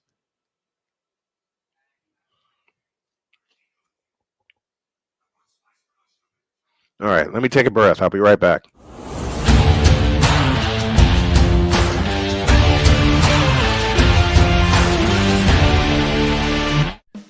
Attention sports fans, looking for the ultimate gear and apparel to show your team pride? Look no further than Fanatics, the #1 destination for sports enthusiasts. Visit snowmanmultimediasports.com today and shop a wide selection of officially licensed merchandise from your favorite teams and players. From jerseys to hats to accessories to collectibles, Fanatics has it all. Don't miss out on the chance to elevate your game day experience. Head over to snowmanmultimediasports.com/fanatics and gear up like a true fan with Fanatics. Officially licensed everything.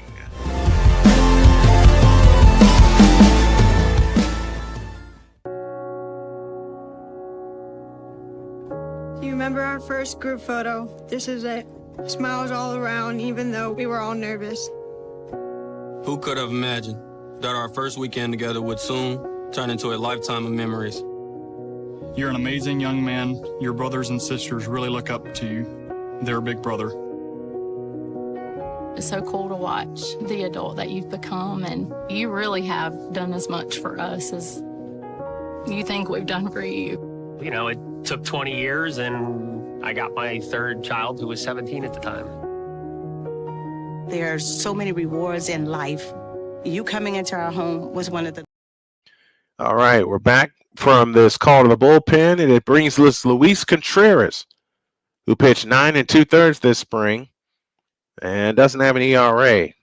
He inherits a runner at first and nobody out. Contreras, third base side of the rubber, is set. And the first pitch, high, ball 1 to Matt Chapman. Chapman has 2 walks, so he doesn't have an official at bat, and he also has a stolen base. That came in the 4th. The pitch, strike call, and the count's even 1-1.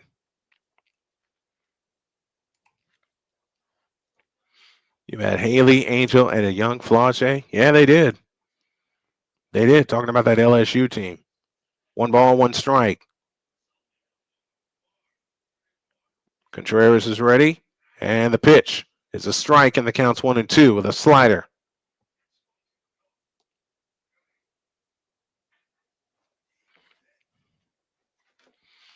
One ball, 2 strikes. Nobody out, a runner aboard here in the top of the 6th inning. 2-0 in favor of the San Francisco Giants. And the 1-2, strike 3 called. Big strikeout. So Chapman strikes out for his first official at bat, and there's 1 out in the 6th.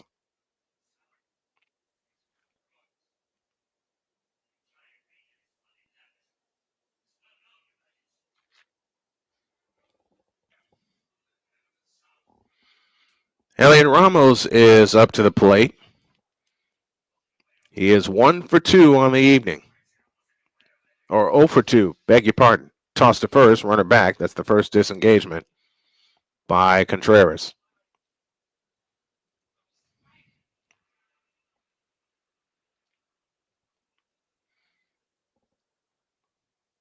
Contreras from the stretch, works to Ramos.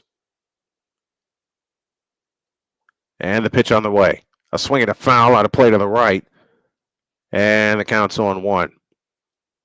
I need to start reaching out to affiliate marketers. I've been slacking on that. I know the feeling. I've been slacking on a lot of things. But slowly changing all of that.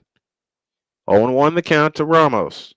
The pitch on the way is a strike on the inside corner. The count is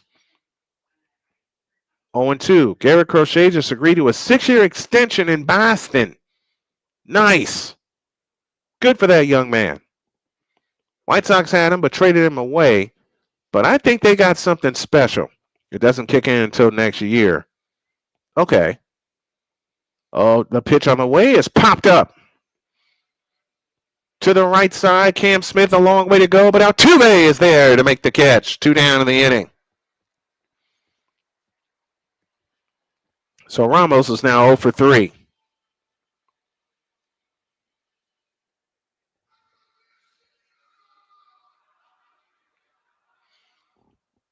And with 2 down, here is Patrick Bailey, who has struck out twice on the night.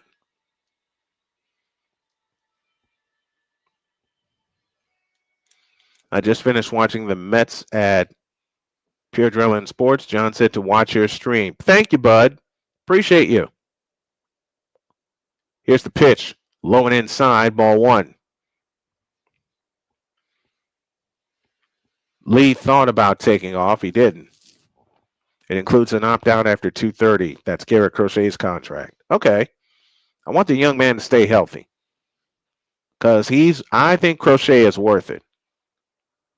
The 1-0 pitch is low. 2 balls, no strikes. I really think Garrett Crochet is worth it. Just needs to stay healthy. But that's the thing with pitchers. Calamity can strike at any time. Tommy John, anyone? And I'm talking about the originator of the name of the surgery. Throw to first, runner back. 2 disengagements.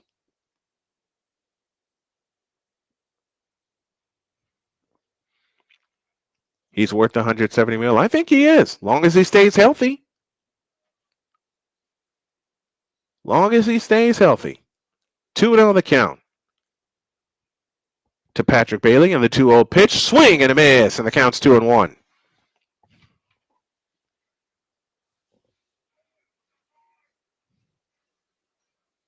Threw him a slider.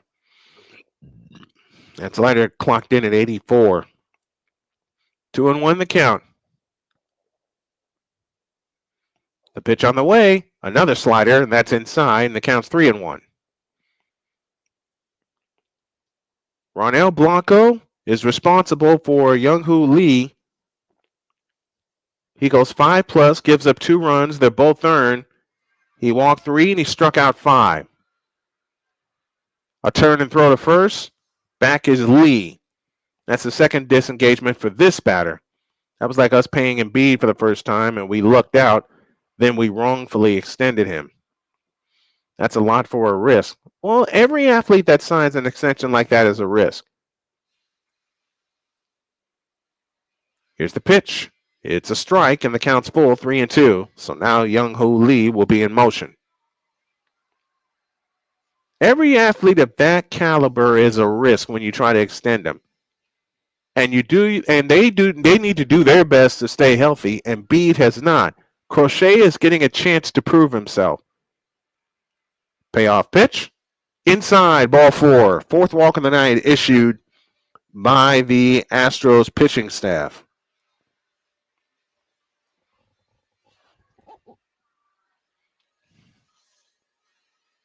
Contreras not happy with that last pitch. And that'll bring Wilmer Flores to the plate, who has a run-scoring single and a ground out to third on a great play by Isaac Paredes.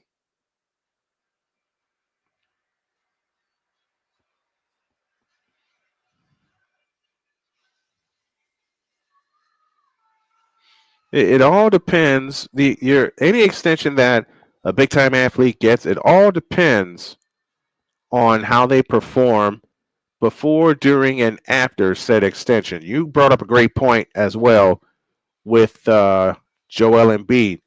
Embiid's problem, and I've said all along, is that Embiid can't stay healthy.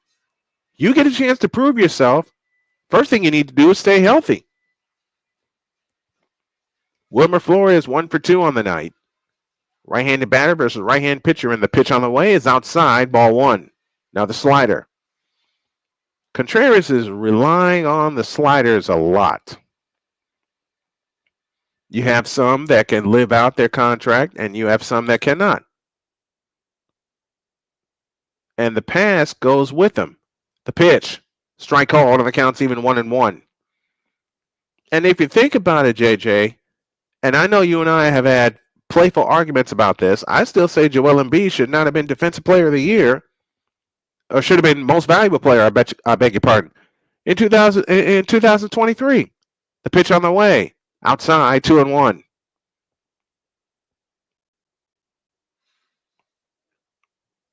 "17 pitches so far for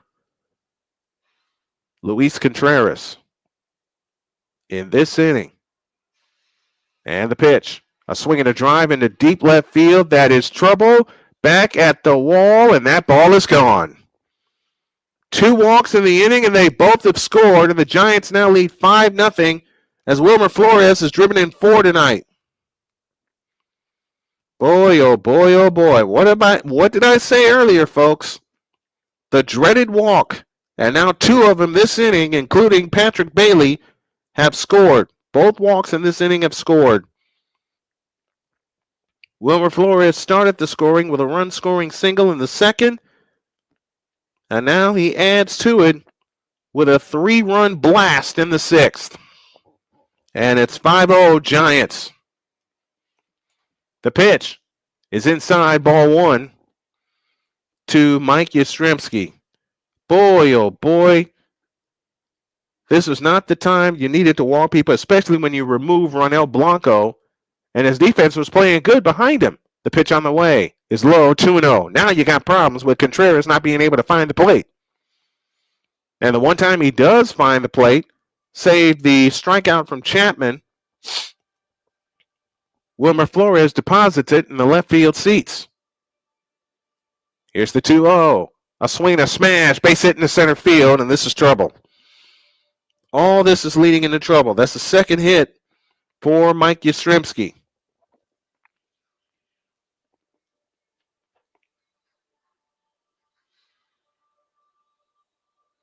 Now you got more activity in the Astros bullpen. If there was any particular area of the Astros where they have been vulnerable since 2023, it's their bullpen. And remember now, Ryan Presley is now with the Cubs. Same with Kyle Tucker. Here's the pitch. High, ball 1. This is the time where you need a Ryan Presley. Because a veteran like Presley can shut the door on an inning like this. Wilmer Flores strikes again. Tyler Fitzgerald 1 for 2 on the night, and the pitch is upstairs, 2-0, and Contreras cannot find the zone. And if he loses this batter, that may be it for him. So 1 run is charged to Ronel Blano. So he gives up 3 runs. The other 2 are charged to Contreras. It's a strike, and the count's 2-1.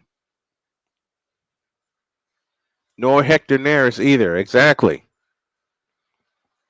The Astros have been so vulnerable in their bullpen, and the team that proved it the most was the Texas Rangers in the American League Championship Series 2 years ago.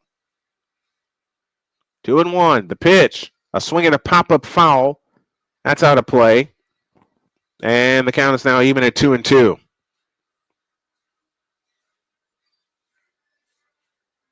The dreaded walk has hurt the Astros here in the 5th. Lee walked, Bailey walked, and Flores paid it off with a 3-run homer. Now the Astros have a mountain to climb.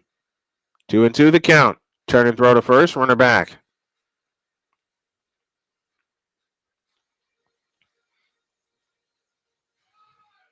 That pen was deep. Yeah, they were deep. Now they're razor thin right now, unless these young ones develop in a hurry, which you have the entire season to do. The 2-2 pitch. A swing and a foul out of play to the right. Count stays where it is at 2-2. Let me ask you a question, JJ. Do you really think Joel Embiid is worth it at the end of the day? I want an honest answer, and I want an honest answer for anybody in the chat also. 2 balls, 2 strikes, 2 down. Runner aboard at first, and the pitch on the way, swing and a miss, and the inning is over. But the damage has been done. The Giants get 3 on 2 hits, no errors, and 1 left. To the bottom of the 6th, it's the Giants 5 and the Astros nothing. Yeah, JJ. Is he worth? Do you think he's worth the money?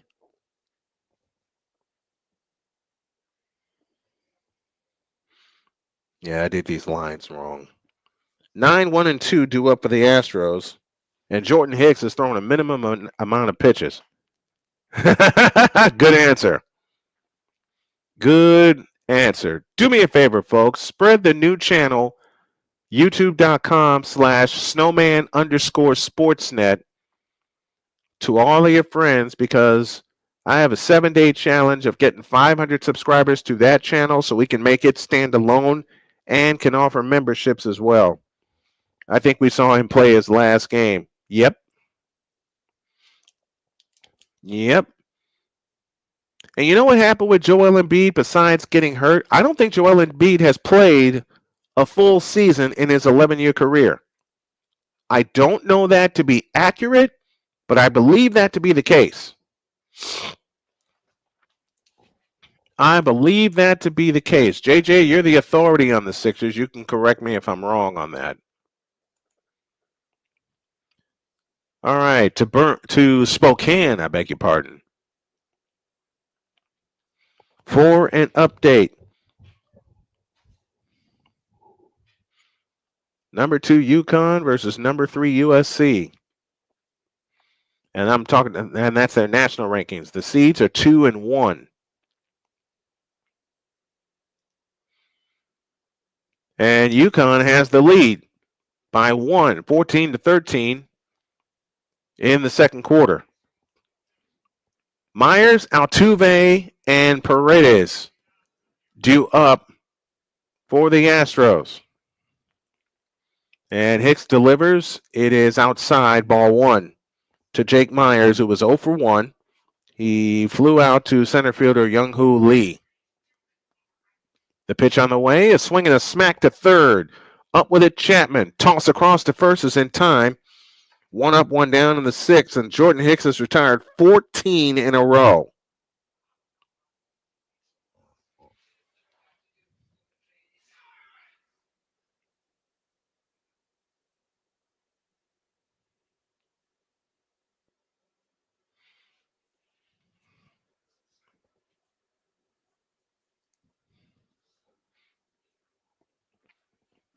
$14 in a row retired by Jordan Hicks. Here's a fastball high and tight to Altuve for ball 1.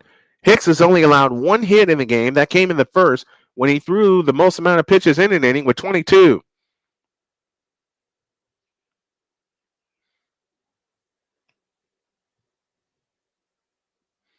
The pitch on the way, outside, no swing, and the count's 2-0.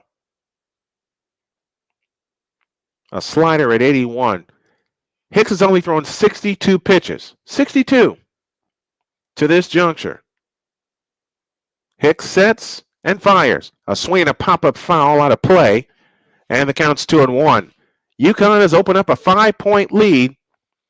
18-13, they're in the second quarter. And they have the ball with 7:53 left in the half. We'll keep you updated on that game as well. 2-1 the count. Altuve's ready. So is Hicks. Here she comes. High, 3-1.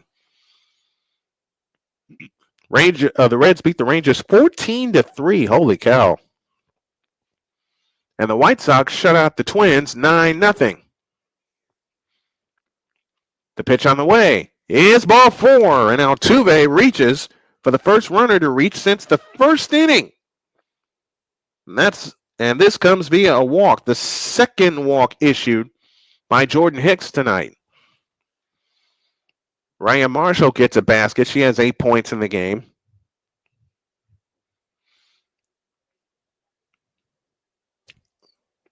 And Connecticut just turned the ball over. Here's the first pitch. It's a strike to Isaac Paredes, and it's on, and the count's 0-1. Paredes is 0 for 1. He walked in the first, grounded to short in the third. Yes, Victor, you heard that score right. The pitch on the way is a strike, and the count's even 1-1. Or the count's 0-2. Beg your pardon. Count's 0-2. I am rusty. I am rusty in calling games, but I will get back to it. Embiid needed Maxey over Fraud Simmons. I agree with that. And I said that Ben Simmons wouldn't amount to anything. And people thought I was nuts. People thought I was crazy when Ben Simmons was drafted. I said he wouldn't be worth anything. Here's the 0-2. A swing and a high fly into left. Going back is Elliot Ramos. He's got it in front of the wall. And there's 2 down in the inning. Doggone it. Here is Jordan Alvarez, who was 0 for 2 on the night. It was wild. Those cake shakes at the stadium are helping. Yeah, they are. Martin Perez had 9 strikeouts, and he took a no-hitter into the 7th inning. And I was monitoring that, too. I'm going to find a way to cover the White Sox this year. I think I have it, but I got to test a couple things. Bottom of the 6th, here's the pitch to Alvarez. It's outside for ball 1. It is the 6th inning, and Hicks is still throwing 99 and 100. And we got to talk about ballpark food tomorrow on the morning show. The pitch, swinging a slash, foul out of play to the left. And the count's even 1-1. It's called Rate Field, JJ. I still call it New Comiskey Park. 1 ball, 1 strike, 2 down. Hicks has thrown only 70 pitches. The pitch to Alvarez. They appeal at third. No swing. The count's 2-1.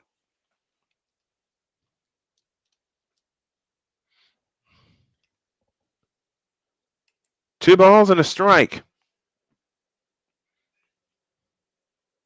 UConn up 7, 6:35 left in the half, and Alvarez lines it to left, and Ramos is right there to end the inning. So Alvarez is retired. The Astros don't get anything except a base runner. No runs, no hits, no errors, and 1 left. We go to the top of the 7th. It is 5-0 Giants. Meanwhile, UConn has the ball moving right to left. Chen dancing on the dribble. Here comes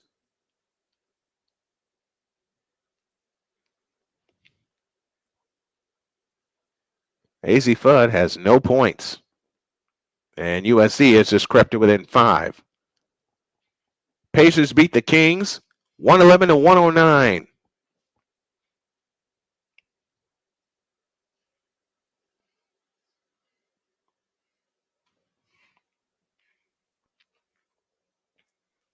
Clippers beat the Magic 96-87, so they creep within a game of the 6th seed. Becker's with a steal. And here they come on the fly to Chen. She lays it in. The Heat smashed the Wizards 120-94. Caitlin Chen has 4 points in the game. Celtics beat the Grizzlies 117-103, so they did the Warriors a favor, considering we see the Grizzlies later. We see the Grizzlies tomorrow, I believe. And yes, I will be covering that one. I don't want to say what the Thunder are doing to the Bulls right now. It is not pretty. Jump ball. Nope, USC got a steal and a timeout. We go to the top of the 7th, and the top of the order is due up for the Giants. Ryan Gusto looking to bring the gusto for the Astros, as he is the 3rd pitcher of the night. So it's the top of the order. Lamonte Wade, Willie Adames, and Young-Hoo Lee due up.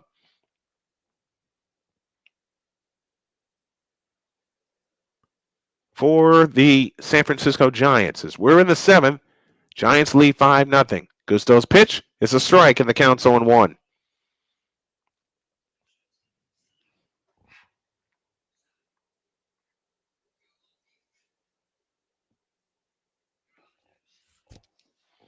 On 1 the count. From the windup, the 0-1. A swing and a foul out of play to the left. And the count's 0-2.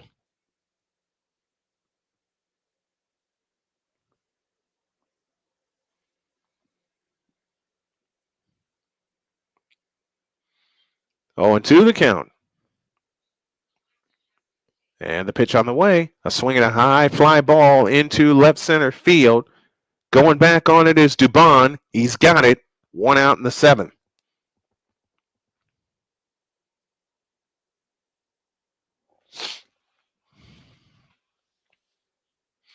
You ever been so scared to do something? Do you think Garrett Crochet is a great pitcher? I believe so. Yeah. Remember it being called U.S. Cellular Field? Yes, I do. I wish they'd just go back to New Comiskey Park. Here's Willie Adames, and he spanks one through the left side for a base hit in the left center field. Hit number 5 tonight for the Giants.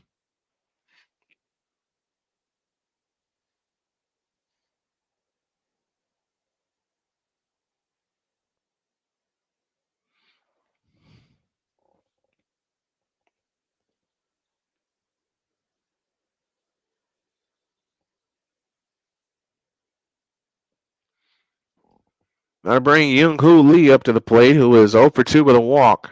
Here's the pitch. It's outside for ball 1 with a slider. Kenneth Clark says, hey, my friend, how are you doing tonight? I'm doing good. Who you got winning the March Madness tournament? Well, to be perfectly honest, Houston. The pitch. Swinging a foul out of play to the left. And the count's even 1-1. Houston got to the Final Four for the first time since 2021. They need to finish the job. Everybody's leaning on Duke with Cooper Flagg, and I can't say I blame him. The pitch on the way. A swing and a drive into left center field. Myers is going to run it down. 2 down in the inning. Next time I do baseball, I have to remember that I can't put the separating lines through every inning, because a couple times it's crossed me up. So 2 down here in the top of the 7th inning. And here is Matt Chapman, who's made a couple of great defensive plays, but he's 0 for 1 on the night with a strikeout and 2 walks. Swings and misses at the first pitch. And the count's 0-1.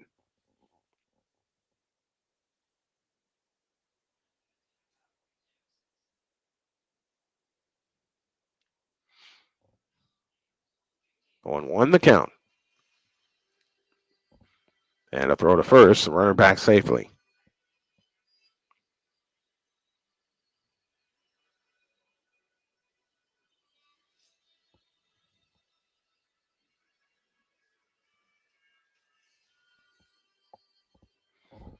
Oh, 1 the count. And the pitch is a strike, and the count's 0-2. 2 down here in the top of the 7th. Also, portions of tonight's program brought to you by Deemed Fit, made by first responders for first responders. Next one, swing and a miss, and that's that. So a hit didn't hurt him this time. That's the second time Chapman has struck out in the game. No runs, a hit, no errors, and 1 left. We go to the bottom of the 7th. It's the Giants 5 and the Astros nothing. Starting to sound like the World Theater with the name changes. Yeah, like Willis Tower. I'm from Chicago. I got to defend it. It's the Sears Tower as far as I'm concerned. It will always be the Sears Tower.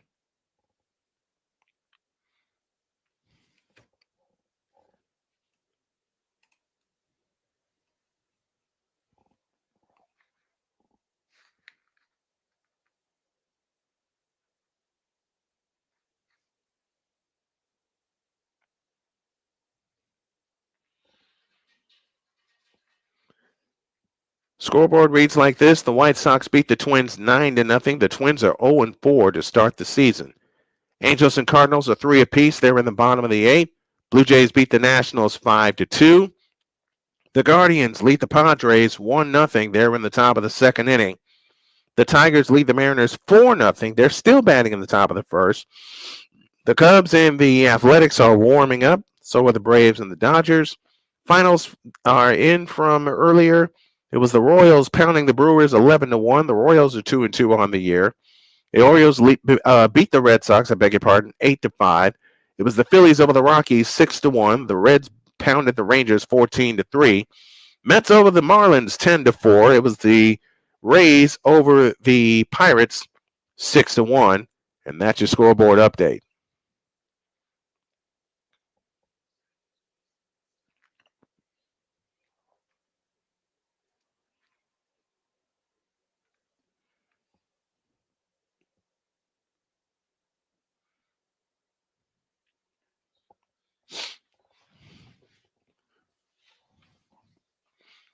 .429 left in the first half. And it's 26-19 in favor of UConn.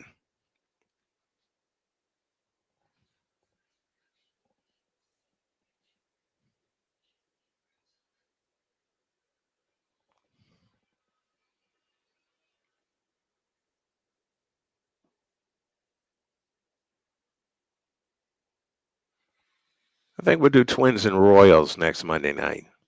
Yeah, we'll do I'm leaning either Dodgers Nationals or Twins Royals. New pitcher for the Giants, and he delivers a strike, and the count's 0-1.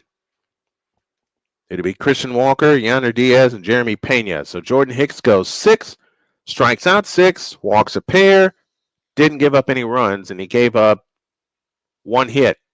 Here's the pitch from Royal. That's fouled out of play, and the count's 0-2.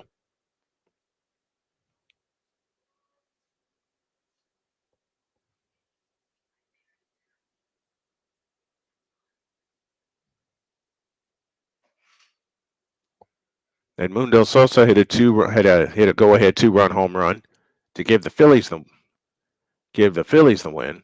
Alonso with a grand slam for the Mets today. The pitch on the way. That's way outside, and the count's 1-2. Paige Becker's at the free throw line. She dropped her first one and missed the second one. The USC chases down the rebound. We will go to that game as Camilo Doval is on. 59 innings pitched, 39 walks, 78 strikeouts last year. 1-2 pitch. Swinging a ground ball headed to short. Up with it, Adames. Toss across the first is low, but dug out beautifully by Wade. 1 out in the 7th.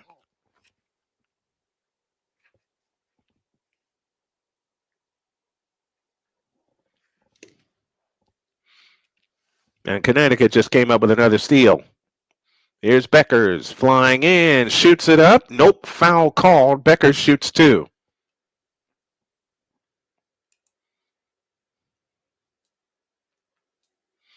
It's just the park just needs to go back to New Comiskey Park. Here's a pitch, low, ball 1.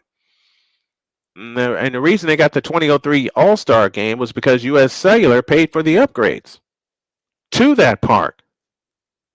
2 years later, they get a World Series championship. Now they really got upgrades to the park, and I like it. Just need to change the sponsor. The 1-0 pitch to Diaz is high and tight, 2-0. So the Astros have got to be thinking, man, what's going on here? We get rid of one fireballer and we get another one? 2-0 the count. Doval sets and fires. A swing and a miss, and the count's 2-1. Another slider.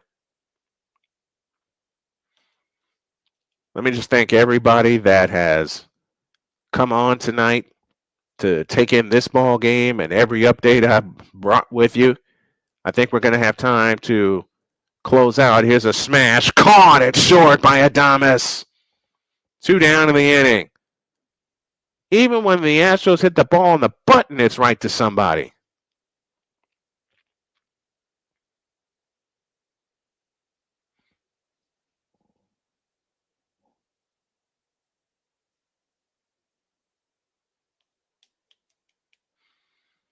So 2 down.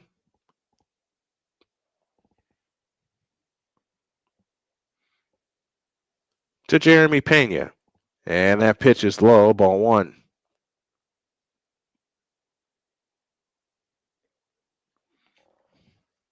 Pena 0 for 2, a strikeout and a ground out. He grounded to the pitcher, Jordan Hicks. Here it comes. It's a strike on the inside corner, and the count's even 1-1. Next week, Monday Night Baseball will take you to Washington as the Dodgers and the Nationals will do battle. Here's the 1-1 pitch to Pena. That's inside, and the count's 2-1. I think what I'll do is I'll put a poll up before I go to bed tonight and see which game you guys want me to do. I'll see which game you guys want me to do. The pitch on the way, swing and a miss. And the count's now even at 2-2. Whoops. Sorry about that. 2-2. 2 out, bottom of the 7th. Giants lead the Astros 5-0. It's the first of 3 with these two teams. Double all from the stretch. And the 2-2. A swing and a tapper foul. And the count remains where it is at 2-2.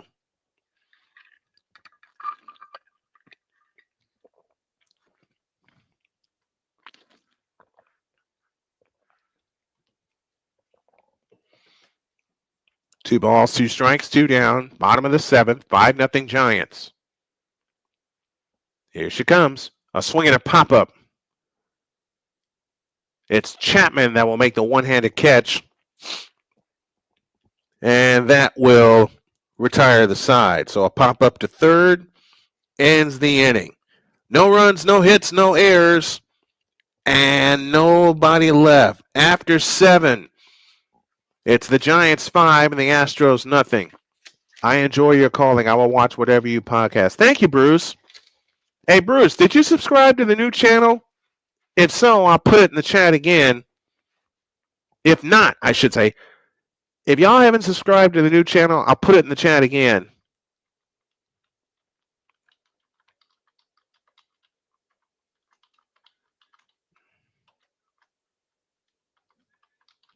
It'll be our exclusive play-by-play arm of Snowman Multimedia. There you go. Excuse me. Please give the second channel a sub if you can. Oh, you know what?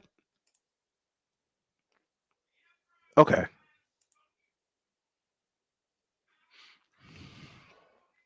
We're heading to the top of the 8th, and they're headed toward halftime in Spokane.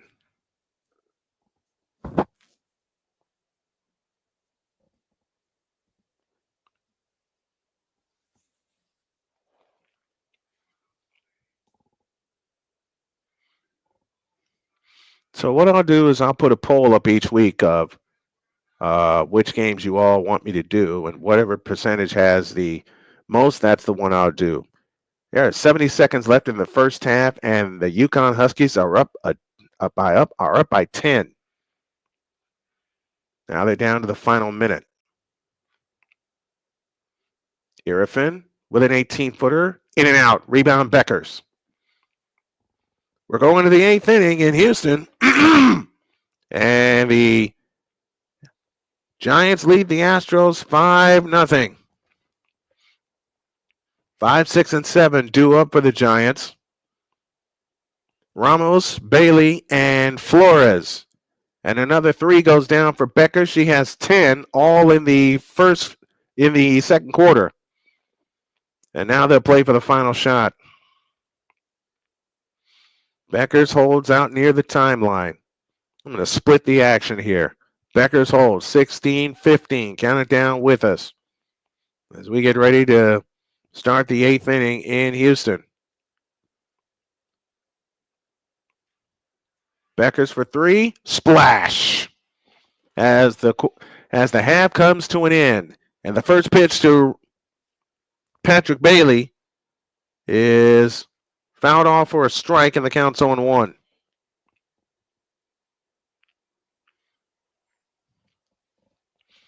Bailey 0 for 2 with a walk and a run scored.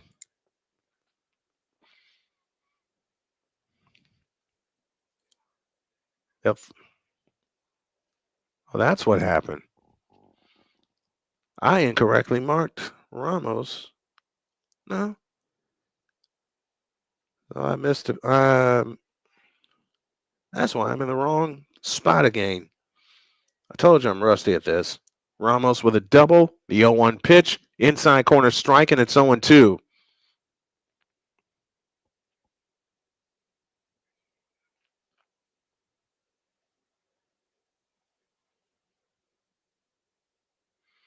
Oh, and 2 the count. And the pitch on the way. Low and inside. And the count's now 1-2. They're at halftime in Spokane. It's 39-25. Wow, you're a multitasking madman. I'm just making it work, man. 1-2 pitch. They appeal at third. No swing.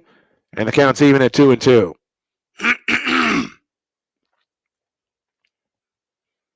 2 balls, 2 strikes.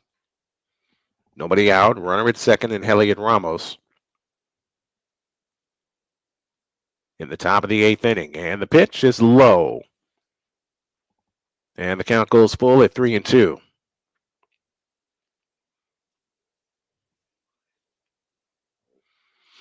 There have definitely been a couple of oops moments on this maiden voyage of Monday Night Baseball, but that's okay. That's why we got the whole season to clean them up. The pitch, swinging a pop-up into center. Jake Myers drifting back in front of the track, makes the catch.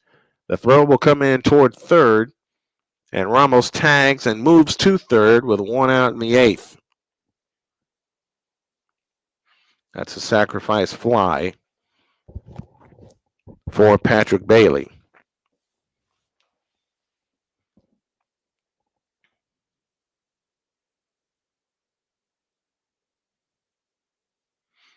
Now to bring Wilmer Flores to the plate, and Wilmer Flores has the biggest blow in this game with a 3-run homer. That came in the 6th. From the windup, here's the pitch to Flores. That's high and tight for ball 1, and Flores had to get out of the way. Now he's going to take a walk around the plate court. Man, what are you doing to me?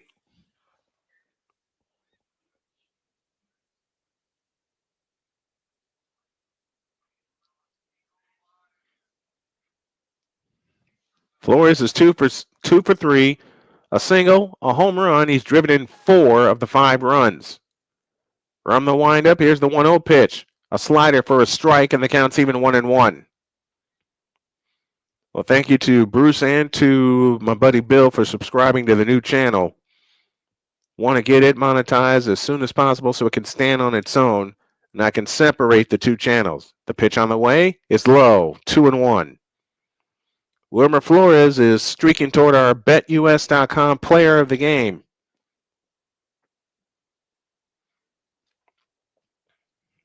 Two balls and 1 strike, the count. From the windup, the 2-1 pitch, a swing and a pop-up foul. First base side, does Christian Walker have room? No, he doesn't. It's out of play. That'll even the count at 2-2.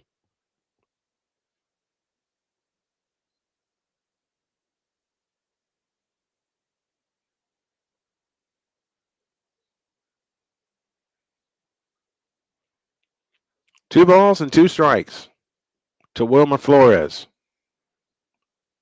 Gusto set at the belt.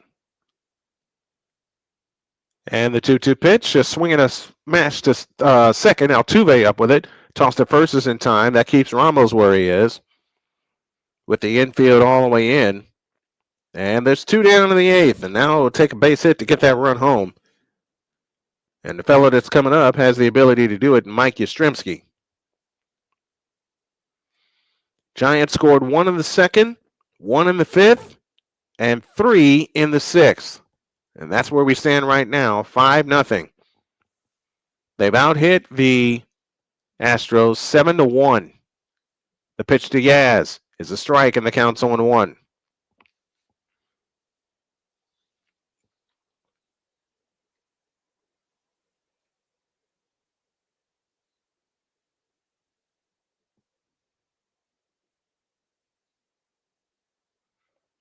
Next one, swing and a miss, and the count is 0-2.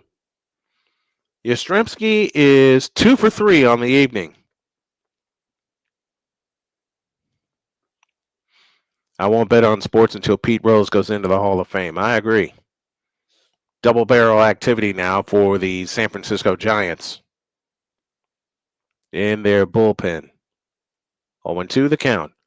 From the windup, the 0-2 pitch, a swing and a smash to Altuve. He sucks it up, throws to first in time, inning over. So the double does no damage. To the bottom of the eighth we go. It is 5-0 in favor of the Giants. Now, I think Pete Rose should. Why? See, I talked about this on Snowman in the morning. Why are they going to wait until. Why are they waiting to put Pete Rose in the Hall of Fame? He's the all-time hits leader. And now they're going. Now that Pete Rose has left us, God bless him, they're going to posthumously elect him into the Hall of Fame. Watch this. You had 36 years to get it right. You had 36 years to get it right, Major League Baseball. Although my dad took me to see Big Red win the Triple Crown, going away, Secretariat won by 31 lengths. I watched that race. I should say I watched a replay of that race. There was no horse like Secretariat. Secretariat was not playing.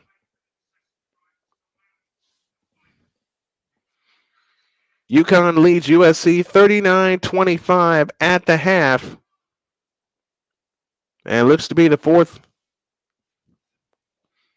team in the women's Final Four. WWE is weird about inducting people too. Yes, they are. Yes, they are. These Hall of Fames, man. Because I tell you, two baseball players right now that should be in the Hall of Fame without question. One is Barry Bonds and the other is Pete Rose.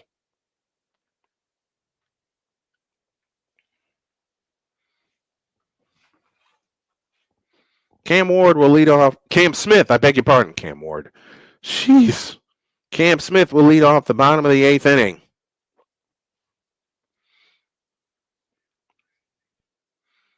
No one had reached the clubhouse turn when he broke tape. Man, Secretariat, I'll tell you again, Secretariat was not playing. He had a mission to win the Triple Crown, and he did just that. Bottom of the eighth inning, 5-0 Giants as Bivens comes on to pitch, and Cam Smith fouls off the first pitch for strike one. Hicks started, went 6. Doval pitched the 7th, and now Bivens is pitching the 8th. What happened to pitchers going the distance anymore? 0-1 pitch is grounded foul, and the count's 0-2. Whatever happened to pitchers that were adamant about finishing the game when they had a lead? I mean, they're very, very adamant about finishing the game when they had a lead. Very adamant about it.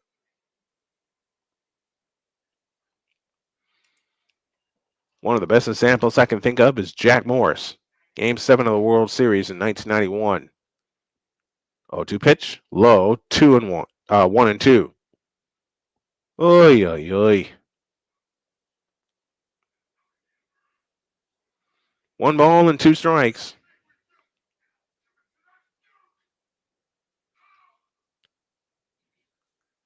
Bivens is ready. And the 1-2 pitch. It hit him.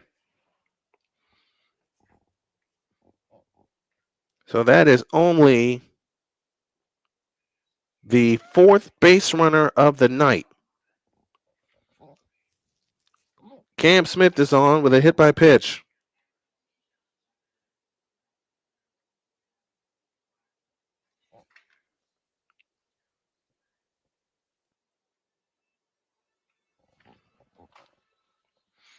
He'll take his lead off at first with Mauricio Dubon at the plate. Astros want to get something going. That pitch is outside at 93 miles an hour for ball one.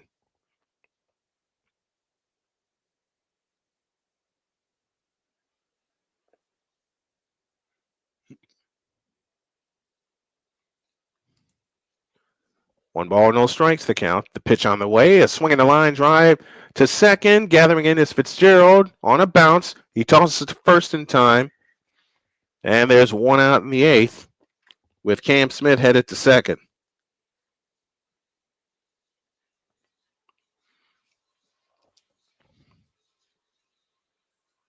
With one out, it'll bring up Jake Myers, who was 0 for 2 on the evening. Jordan Hicks was dealing tonight. He threw 22 pitches in the first inning and then settled down and held the Astros at bay. Here's the pitch. Swinging a foul out of play to the right, and the count's 0-1.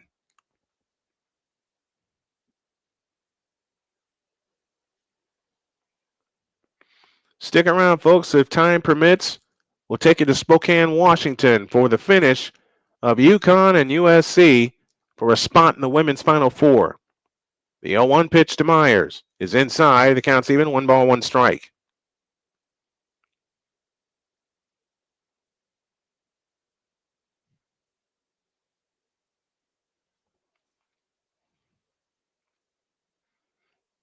One and one the count. The pitch on the way is outside. 2-1.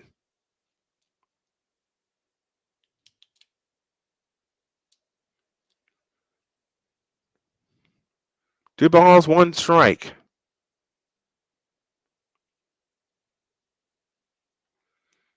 Here it comes. That's fouled at the plate. And the count's even 2-2.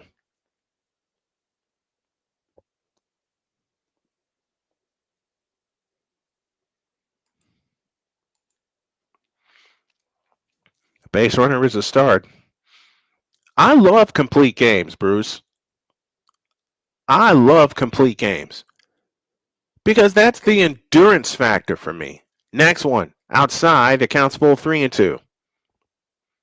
I remember Mark Burley, when he was with the White Sox, was not giving up the ball unless he had an absolutely terrible start.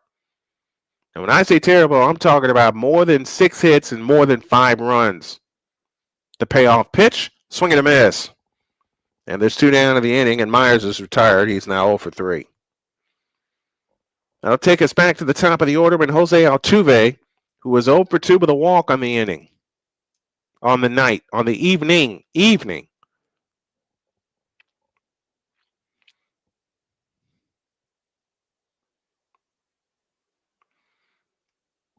Altuve is up. In the hole is Isaac Paredes. Here's the pitch to Altuve. A strike, and the count's 0-1. Yeah, I love seeing complete games. I absolutely love seeing complete games because, I'll say it again, that's the endurance factor for me. To see how far a pitcher can go and keep the other team off balance. That pitch is outside, and the count's even 1-1 to Jose Altuve. 0 for 2 with a walk on the evening. Hitting .385 so far on the season. 1-1 pitch. A swing and a smash. Oh, what a catch! It's off the hand of Rojas. I thought he caught it. But Altuve lined it off of his hand. He reaches with a base hit. And now you have runners on the corners. And Martinez is going to come out and take a look at him. Oh my goodness, that was a rocket. It got hit off the tip of his hand. A complete game shows the conditioning of that player. Yes, it does. Especially with a fellow like Nolan Ryan who could pitch a complete game, throw 120 pitches, and have 15 strikeouts. Saw that one live.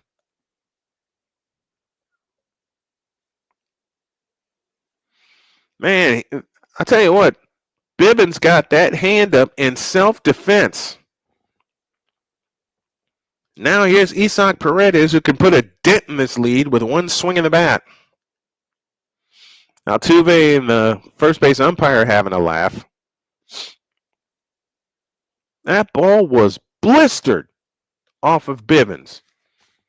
Now here's Paredes.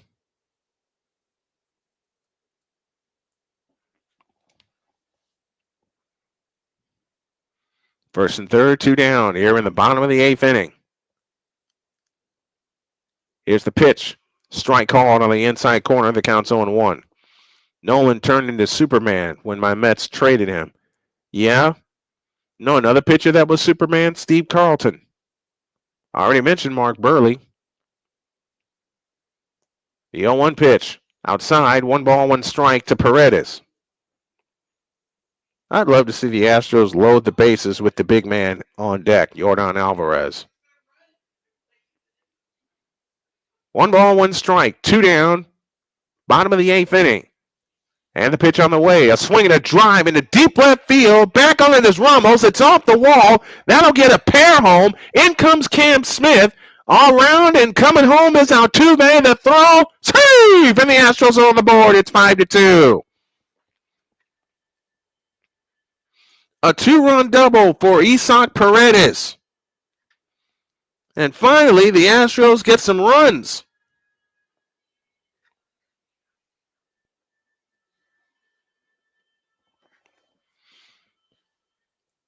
A little more juice on it, and it gets out of here. But a good job by Paredes going the opposite way and smashing it off the left field scoreboard. So now the Astros are in business. It's now 5-2.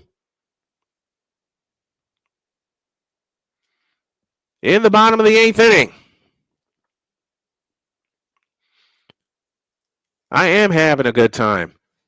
All right, they've gone to a break. Let's go back to Spokane.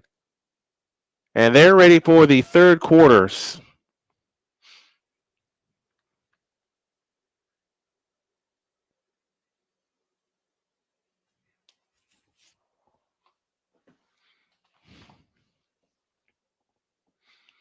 It'll be UConn ball to start the third period. And they come in play to Chen. Chen walks the ball across the timeline, left to right. Hold it. Shot clock issue. I want you all's thoughts on this also. Should the NCAA women's tournament go back to the 4 major regions, East, South, Midwest, and West? I think it should. And you should have them in bigger cities. Back to business. Chen walks across the timeline into the front court. Plays it left to Fudd. Fudd holds and looks. Beckers cuts. They don't see her. Up top to Al Alfie. Al Alfie holds 3-point stripe. On her way to the right. Now gives it back to Chen. Works it left of the lane. Comes underneath to Sarah Strong. 5 to shoot. Out to Beckers. 3 to shoot. 2 to shoot. Beckers from 15. No. Line drive rebound to Al Alfie. She goes back up. Headed blocked. Out of bounds. It'll stay with Connecticut. And they'll have 18 on the shot clock. Nell Fortner has announced her retirement. Well, Nell, you deserve it. Kim Caldwell for Tennessee gets an extension. They haven't in play as strong. Now Chen has it dancing on the dribble off to the right. The Giants have a new pitcher in the game, which is Eric Miller. He pitched 67 in the 3rd innings last year, and he'll face the big man, Jordan Alvarez. The pitch, swung on, grounded foul for strike 1. Meanwhile, Sarah Strong for 3. Bang! Down the well it goes. 42-25 UConn. Silly me to ask if they could cover that 13.5-point spread. USC works it down low, now back outside. Driving underneath, layup missed, and the rebound comes down to Sarah Strong. Outlet pass to Chen. Chen in the corner to Fudd, and Fudd traveled. Here's the 0-1 to Alvarez, swing and a miss, and the count's 0-2. Alvarez is not off to a good start this year, but then the last couple of years he wasn't off to a good start, and then he still winds up putting up the power numbers. 12 double-doubles by Sarah Strong. That's the most by a UConn freshman in the last 25 years. And USC just turned the ball over. 0-2 the count. The pitch on the way, low and outside, 1-2.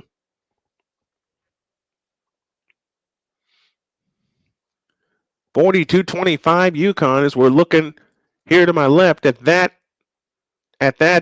game. Sarah Strong holds right of the key. Next one, swing and a miss, and that's that. So the Astros are gone in the 8th. We go to the 9th. 5-0 Giants. Strong hands it to Chen. Chen had the ball tipped away. It'll fall out of bounds. It'll stay with UConn. Hang on a second, folks.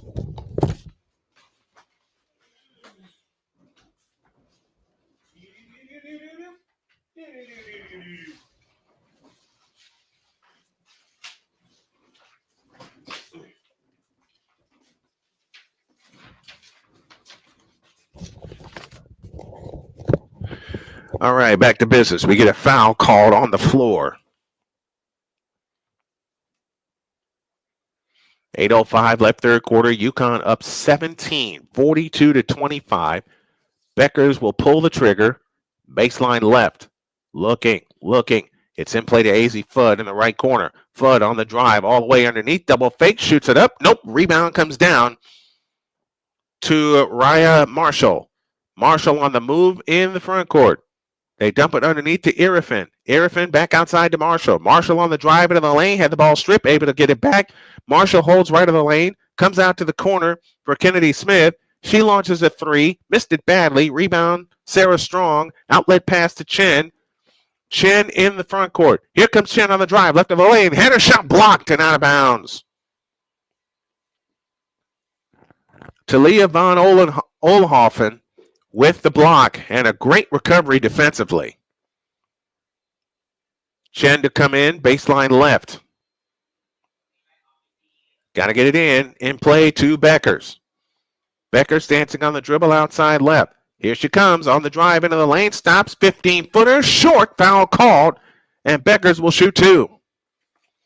All right, we're ready to go to the 9th inning in Houston, where the Astros trail 5-2. Dang it. All right. The correct wrap-up for the Astros. They get 2 runs on 2 hits, no errors, and they leave 1. Rafael Montero will start the 9th inning for the Houston Astros on the mound. He pitched 8 2/3 this spring. Montero will pitch to Tyler Fitzgerald, and he takes the strike, and the count's on 1. Meanwhile, Beckers hits both free throws. It's 44-25 and 7:20 left in the third quarter. Fitzgerald 1 for 3 on the night with a single. Montero waits. The pitch on the way, swing and a miss, and the count's even 1-1.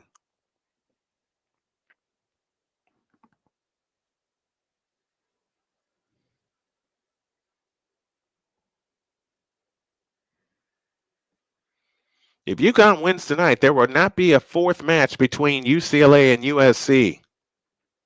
Here's a free throw. Good. 44-26. 7:15 left in the third. The 0-2 pitch, a swing and a pop-up. Into right. Coming on is Cam Smith. He's got it. 1 out in the 9th inning.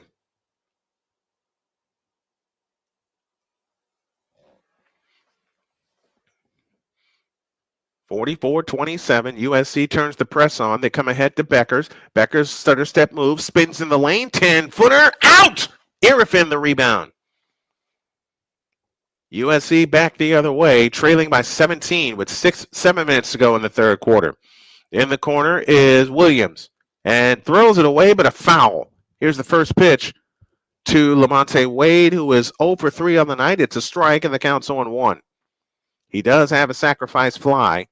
Doesn't have a hit on the season.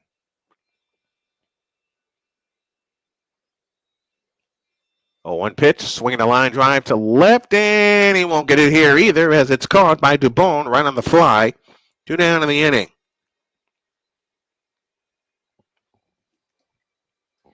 Baseline left, USC looks to come in. They run the circle play, and they do have it in play to Howell.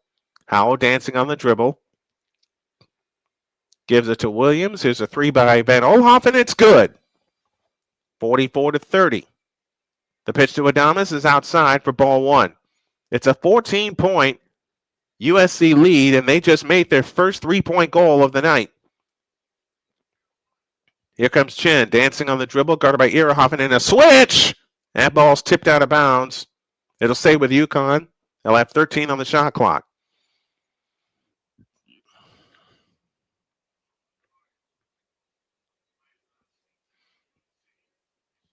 Talia Van Oelhoffen has 5 points in the game. 1 ball, 1 strike to count to Willie Adamas. And the pitch on the way. Low. It's 2-1.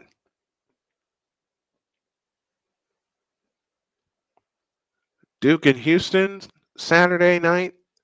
Auburn and Florida. That's the men's Final Four. Lean and flip in the lane is no good, and El Alfi claims the rebound. Out to Chen on the outlet. Kiki Irifin has had no points since the first quarter. Here's Beckers with a spin right of the lane. Kick out to Chen. Chen works it right baseline. Back to Beckers. A 3 on the way. Splash! 47-30 UConn. Here's a 3-1 pitch, and that's inside ball 4. Adamas walks.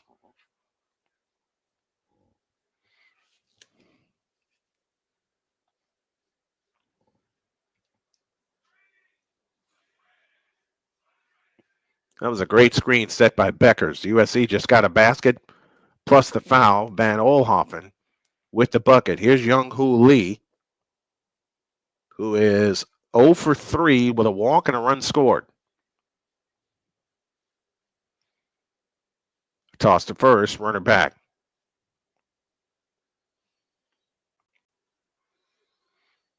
Oelhoffen has all 7 USC points in the third quarter. 8 with that free throw. Here's the pitch. It's a strike and the count's 0-1. KK Arnold on now for UConn. Gets across the timeline into the front court, works it left, plays it to Sarah Strong. Strong holds left of the key. Back to Chen, now to Beckers. Beckers holds off to the left. Here's the pitch. It's low, bounce in front of the plate, and it's 1-1. Beckers on the drive, 15-footer, yeah. 49-33 UConn. Paige Beckers is 20. I predicted her to get 40. Erifin's shot is no good. USC takes down the rebound and gets the foul to go. As that is Kaylee Heckel. Here's the pitch. Swung on, popped up, foul out of play. And the count's 1-2. We're doing both of them for you. Strong with a backdoor cut to Beckers, tipped out of bounds. It'll stay with UConn with 4:49 left in the third. And I believe they're going to a timeout. We'll keep you updated on that game. 1 ball, 2 strikes to count. And the pitch to Lee is swung on and grounded to right field for a base hit. Rounding second and headed to third is Adamas. He will make it without a problem. So Young-Hoo Lee gets his first hit of the game. And yes, indeed, they are in a timeout. Women's game is more true to the spirit of the sport. Yes, thank you. You know what, Bruce? My wife said the same thing. We both agree. The women's game is more true to the game than to the star. You can have a star, but they play within the spirit of team game. They play within the spirit of the team. What did Bo Schembechler say? The team, the team, the team. Yeah, I agree, Bill. It's been way too long since we hung out. There you go, having a good time. You are having a good time. I most certainly am. Adamas at third, Lee at second. We're in the top of the ninth. And again, to read Bruce's comment, the women's game is more true to the spirit of the sport. That's why I love covering it. That is exactly why I love covering it. Here's Matt Chapman, who's 0 for 2 on the night. The pitch, swing and a miss, and the count's 0-1. Middle of the order, due up for the Astros, looking ahead to the bottom of the ninth.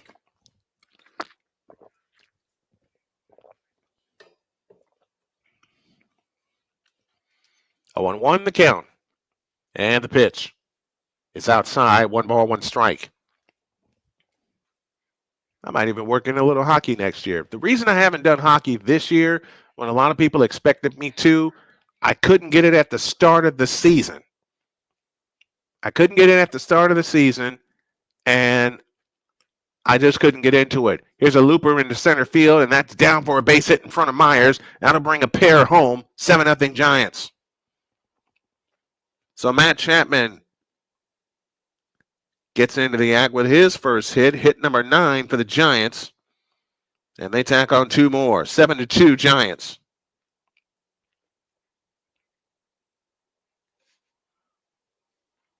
So that single by Young-Hoo Lee was actually a double. That brought Adames to third, and Chapman smacked a single to bring both runners home. The first pitch to Elliot Ramos is a strike, and the count's 0-1. Ramos got this whole thing started with a run-scoring single back in the second inning when Jordan Hicks was busy being Jordan Hicks.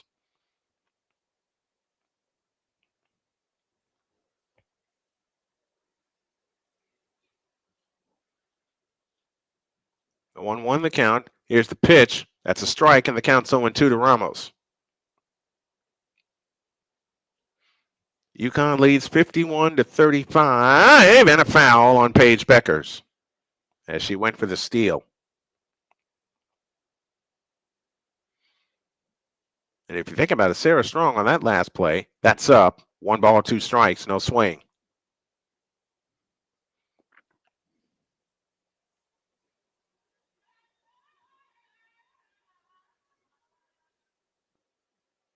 What in the world was that? 1-2 the count. Montero's pitch is fouled out of play.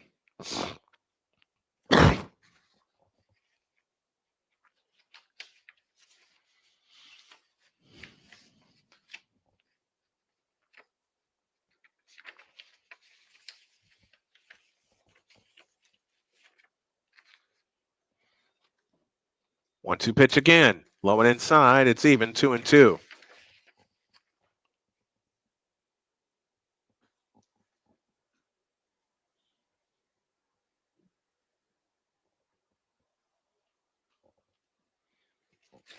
Two balls, 2 strikes. And the pitch on the way. Swing and a miss. But they get a pair on 2 hits. No errors. They leave 1. To the bottom of the 9th, 7-2 Giants. And now we head to Spokane for this update as Paige Beckers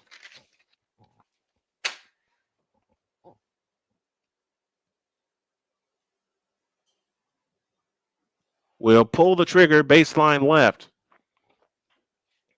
And they have it in play. Strong dumps it underneath to Arnold. Got fouled, no call. Shoots it up, no good. Arnold, the rebound, missed it. And the rebound comes down to the Trojans. And they have it in play in the front court with 3:20 remaining in the third quarter. Heckel dancing on the dribble. On the drive into the lane. Lost the ball, but a foul.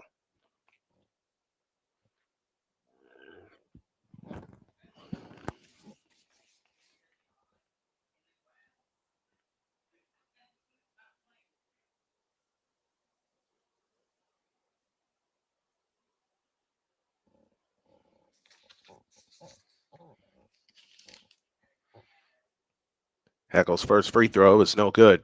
51-37, UConn by 14.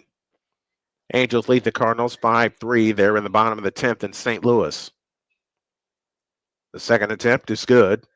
Lead is down to 13. It was 19 at one point. 51-38. Strong in the backcourt. Up ahead, Arnold. Had the ball go off her foot. USC with a steal. On the drive into the lane. Shoots it up. Nope. And Beckers had the rebound. It's tipped out. And here they come on the fly. Beckers has it front court to the left. Waits for traffic to clear. Finds Arnold. Arnold over the top into Sarah Strong. Goes up. Nope. Sarah Strong again, but a foul on the floor.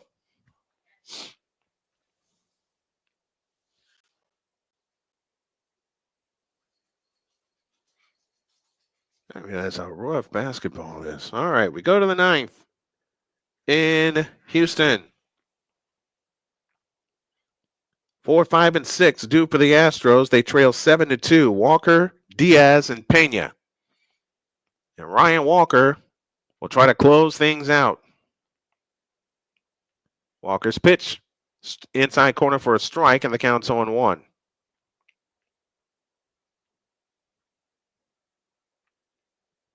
On 1 to Christian Walker. He's 1 for 3.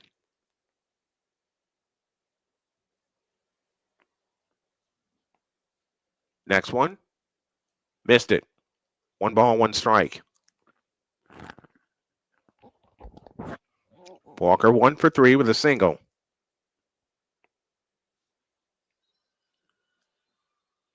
And Walker drives one to deep left field. Ramos racing back to the track, and that is foul. And the count's now 1-2.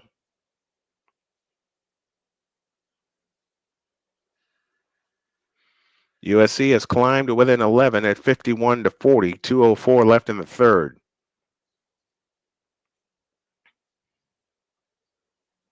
And Gino Auriemma spends a timeout.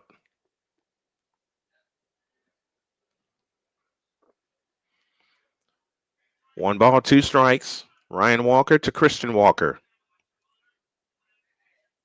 And here it comes. High and tight.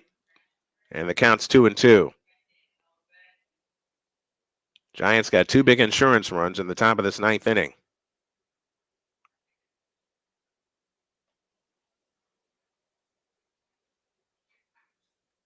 Next one, strike 3 called. Christian Walker's retired. 1 out in the 9th.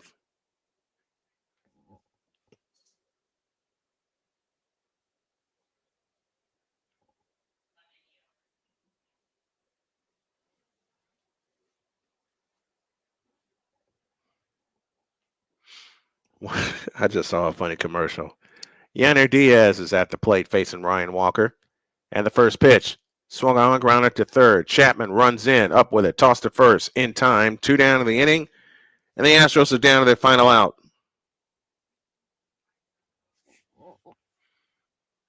Our player of the game is going to be split between Jordan Hicks and Wilmer Flores. Wilmer Flores provided the offense. He drove in 4. Jordan Hicks struck out 6 in 6 innings. At one point, retired 14 in a row. Here's the pitch. It's low and outside to Jeremy Pena for ball 1. Pena is 0 for 3 on the night. The pitch inside, 2-0.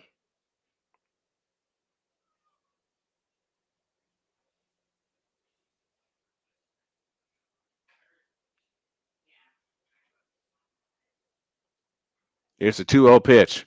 Low and inside, 3-0.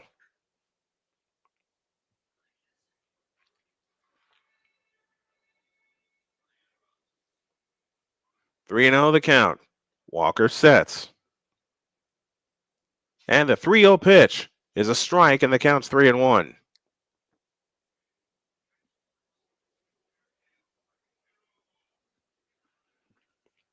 Three balls, 1 strike. Nobody on, 2 down.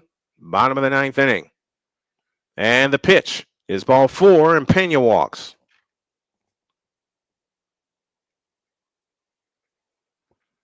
Fifth walk issued by Giants pitching this evening.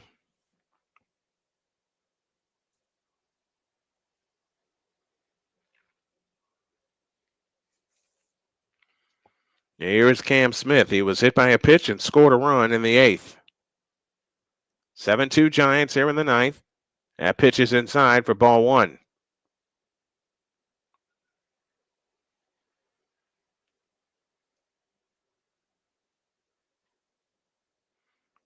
Want to know the count? 2 down, a runner aboard. And the pitch on the way is a strike, and the count's even 1-1.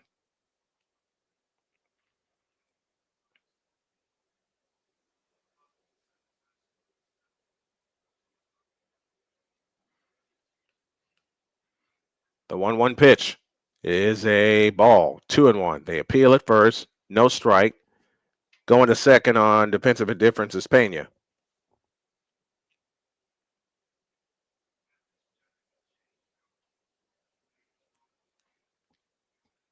Van Olhoffen just got her 3-point shot blocked by Paige Beckers. And I've always loved how the women play basketball. Team more than anything. Here's the 2-1. It's outside, 3-1. Echo dancing on the dribble. Brings it out front to Howell. To the free throw line, Irifin, 15-footer, a brick. Gets her own rebound, double fake, triple fake, goes up, had it blocked. Ball tipped out, USC has it. Next one, swung on, fouled on a play to the right. That makes the count full at 3-2. Loose ball foul against UConn. Both teams will be shooting the bonus from here on out. And all of the prayers that have come in for Juju Watkins, I love it. Kid will come back stronger than ever, says Caitlin Clark. Aaliyah Boston says prayers up. Angel Reese says prayers for Juju. A swing and a miss, and that ends the ball game. So a strikeout ends the game. And the final score of tonight's game is the Giants 7 and the Astros 2. We're going to take a short break, and when we come back, we'll get you ready for the fourth quarter of UConn and USC. Plus, we'll wrap this game up for you in 2 minutes.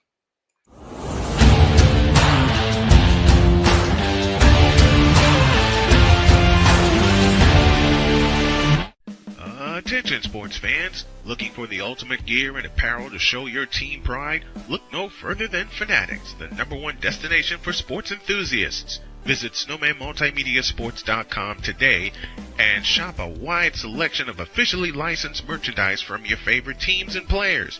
From jerseys to hats to accessories to collectibles, Fanatics has it all. Don't miss out on the chance to elevate your game day experience. Head over to snowmanmultimediasports.com/fanatics and gear up like a true fan with Fanatics. Officially licensed everything.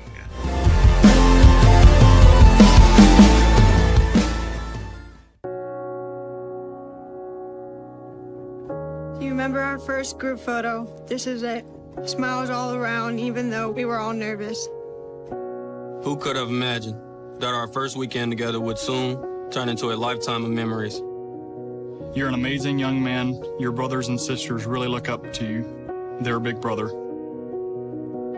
It's so cool to watch the adult that you've become, and you really have done as much for us as you think we've done for you. You know, it took 20 years, and I got my third child who was 17 at the time. There's so many rewards in life. You coming into our home was one of the greatest rewards we could have ever had. I ain't never felt so much love before in my life.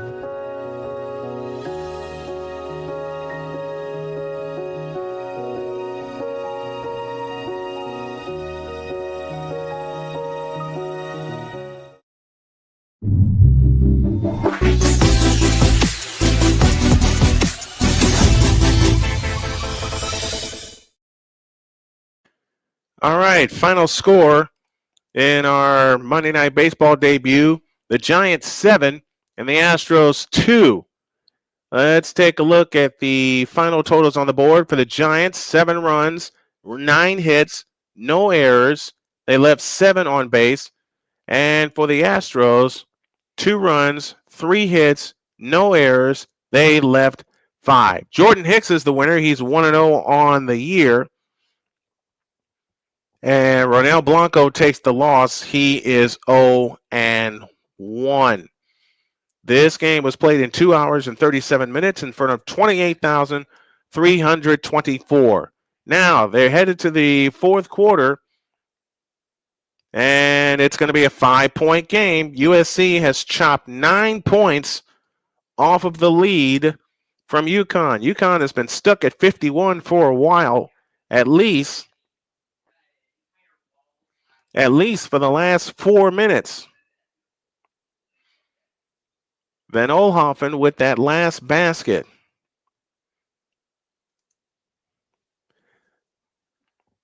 So it's UConn 51 and USC 46. As we switch gears here. Matter of fact, you know what? They're in a break. I'm going to take one, and then we'll bring you the fourth quarter of USC and UConn to see who gets that final spot in the Final Four. Back in a minute.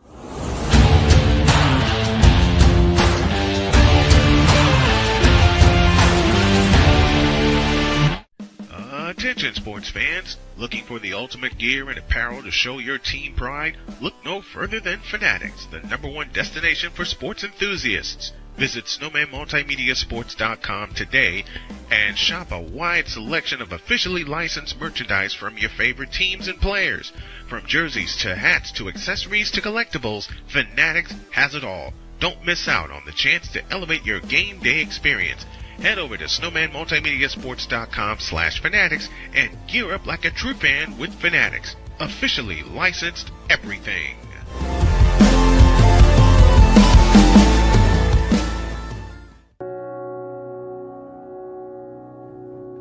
Do you remember our first group photo? This is it. Smiles all around, even though we were all nervous. Who could have imagined that our first weekend together would soon turn into a lifetime of memories? You're an amazing young man. Your brothers and sisters really look up to you. They're a big brother. It's so cool to watch the adult that you've become, and you really have done as much for us as you think we've done for you. You know, it took 20 years, and I got my third child who was 17 at the time. There's so many rewards in life. You coming into our home was one of the greatest rewards we could have ever had. I ain't never felt so much love before in my life.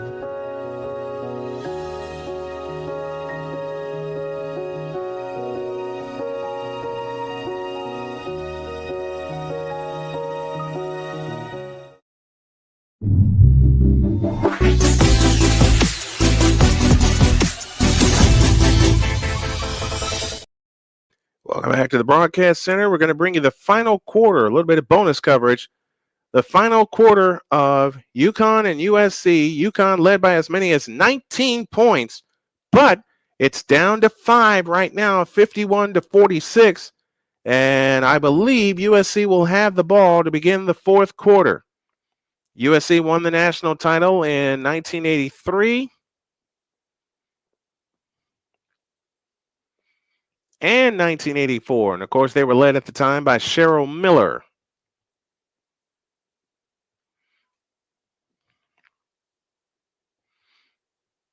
Nell Fortner, the longtime coach at Georgia Tech, announced her retirement. USC is seeking their first Final Four since 1986.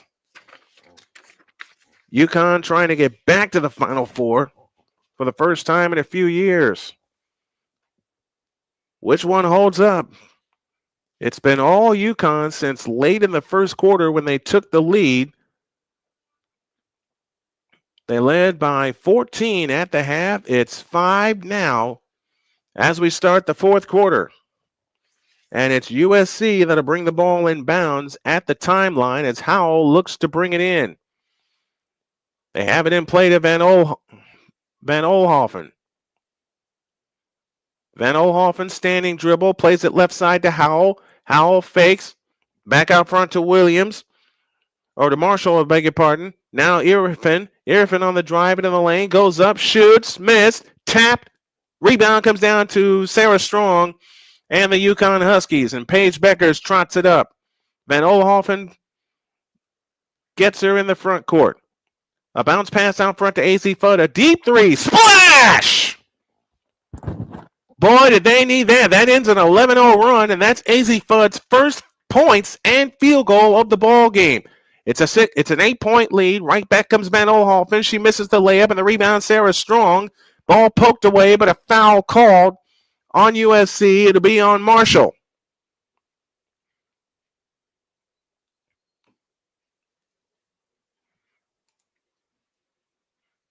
Now, this may be the time where UConn goes on a run. They were shut out for the last 4 minutes of the third quarter while USC went on an 11-0 run. It's Chen, Strong, El Alfie, Beckers, and Fudd. They throw it underneath. It's out of bounds. It'll stay with UConn. And it's Aubrey Griffin who begins the final period for UConn. UConn, navy blue tops and bottoms, white numbers trimmed in red. They have it in play to Griffin. Griffin reverses course into the lane, fakes, holds it left of the lane, comes back outside to Strong, 5 to shoot. Here comes Sarah Strong on the drive, left of the lane, had her shot blocked, got to get a shot up. They do, and they miss it. And the rebound comes down to Marshall. 8:35 left in the money period. UConn 54, USC 46. As Marshall dances in the front court, finds Van Olhoffen. She's been the catalyst in the second half. Van Olhoffen picks up the dribble, plays it left side. Now they go over the top into Marshall. She shoots it up, no good, but she drew the foul, and she'll shoot a pair. Each team with a foul heading into the fourth quarter. Where do I go to support this? Where do I go to support this channel? Like merch. There's merch at the bottom of the channel, but what you can do, Bruce, is use this. If you can support via Cash App, because I'm disabled right now and trying to go through donations, as Marshall's first free throw is good.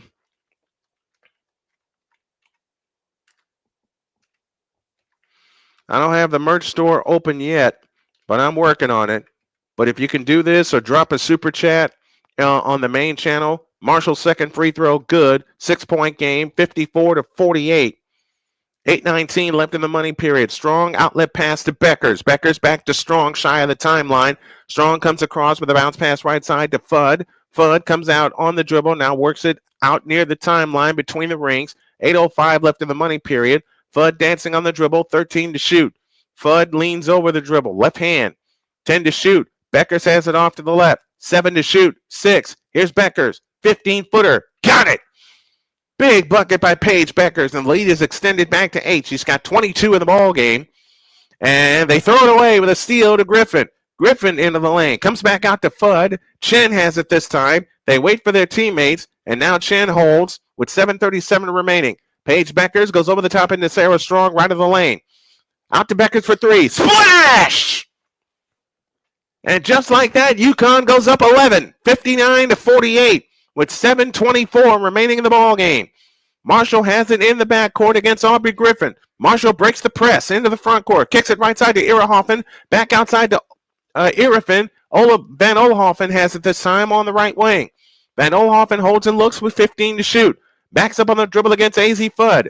Van Olhoffen turns on the dribble, over the top pass, tipped by Beckers, but a foul called on Beckers, and Beckers is hurt.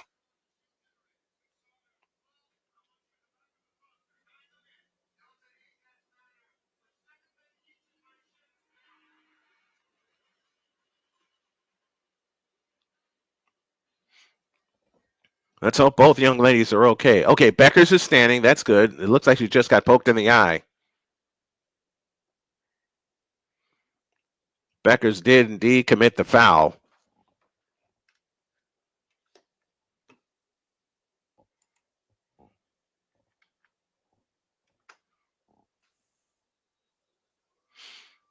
Yeah, that was a foul, but Beckers was going for the ball. Beckers got poked in the eye. That I can tell you. 59-48. She's getting a replacement for her contacts.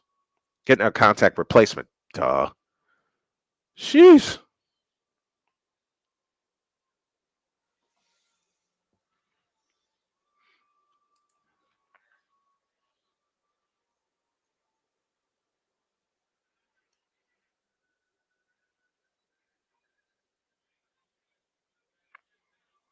Olivia Miles for Notre Dame is choosing the transfer portal. Beckers was looking for a foul on that play. No free throws. Baseline right. They look to come in. Ball tipped and stolen by Sarah Strong. To Paige. Beckers on the outlet. Beckers on the move left to right in the front court outside right to Fudd for 3. Splash! AZ Fudd with 6 all in this fourth quarter, and it's 62-48. UConn back up 14. Here comes Marshall. Kick to the corner. A 3 for Hecker. Nope. But a foul called. And that means 3 big free throws for USC. Avery Howell will be on the free throw line. AZ Fudd picks up the foul.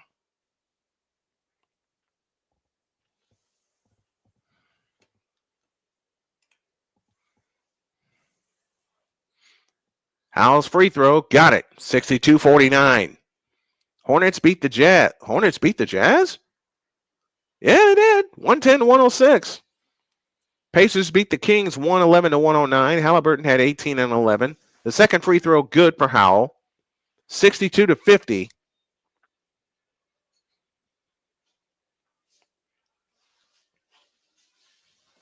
Howell gets one more. The third attempt on the way. Got them all. And it's 62-51. Lead back down to 11. In the backcourt is Chen. She turns on the dribble, flips it to Beckers. Beckers on the fly. 15-footer. Rimming. Good. It got down. 64-51. 27 for Paige Beckers. And I predicted 30. Here's Howell on the drive. Left baseline. Fakes to Irvin with a 15-footer left of the key. That's no good. Rebound comes down to Aubrey Griffin. Hands to Chen. And Chen hustles it up. Chen in the front court finds Sarah Strong off to the left. Looking for her captain. Finds Beckers. Beckers holds. 6:05 remaining. Beckers holds and looks. Holds and looks against Hecker. Strong gives it to Beckers for 3. Not that time. Aubrey Griffin the offensive rebound. They'll get a fresh 20. Paige Beckers has it at the controls. 5:48 left. Beckers and Fudd have scored all 13 fourth quarter points for UConn. Strong holds, finds Beckers. 3 to shoot, 2 to shoot. 18-footer, short. Rebound Marshall. Marshall hustles it up for USC. They trail by 13 and 5.5 left. Heckel dances on the dribble, whips a pass underneath for Irvin. Comes back out to Heckel. Heckel between the rings, 15 to shoot. Heckel standing dribble, picks it up. Now plays it left side to Kennedy Smith. Underneath to Marshall. She goes up. Missed it. Rebound on the floor. Jump ball. And the possession belongs to Connecticut.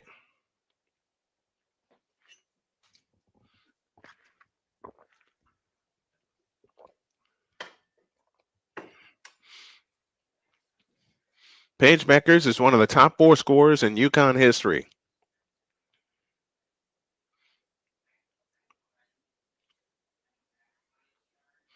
So UConn with possession, up by 13 and halfway home in the money period.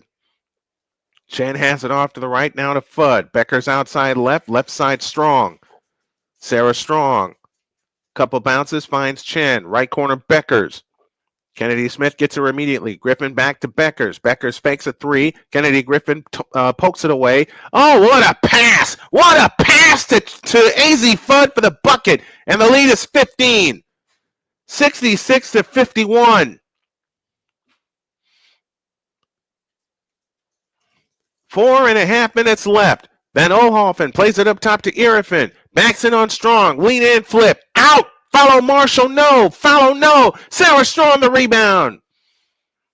And UConn is putting this in the left-hand column, folks. 66-51 and 4:14 left. Fudd has it outside right. Sarah Strong, 20 points and 16 rebounds on the evening. On the left side is Chen, 12 to shoot. Chen dancing on the dribble, picks it up. Now plays it left side to Fudd. Here comes Fudd on the drive. 15-footer. Rimming, no. Rebound Marshall. 3:54 remaining. USC down 15. They better come up with a run, and they better do it quick. Time's a-wasting. Marshall dancing on the dribble outside right. Marshall holds and looks. Comes Van Oelhoffen. Van Oelhoffen works her way to the left. Now back to the right. Flips it back left. A 3-pointer on the way is short. Marshall, the offensive rebound, goes up. Missed it. Marshall again. Backs her way in. Shoots. Nope. Foul called. And Marshall will shoot 2.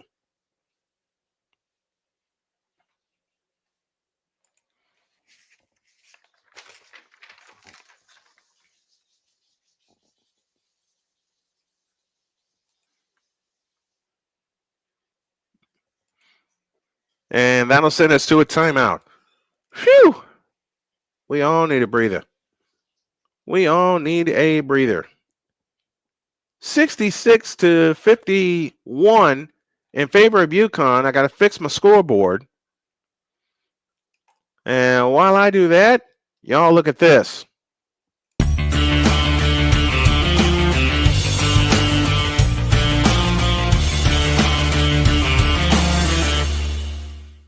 I am so glad you ladies are here. You each have your own rooms. Thank you. Get settled in. I'll call you for dinner. Adopting teen sisters, it's a lot. Girls, you're gonna be late. You want breakfast? No thanks, we're good. They're always in their own world. What'd you get, babe? Twice the work. Twice the surprises. Just try it. But if you think of it that way, they're also twice as fulfilling. I think you should ask her yourself. Is it okay to call you Mom? Of course you can.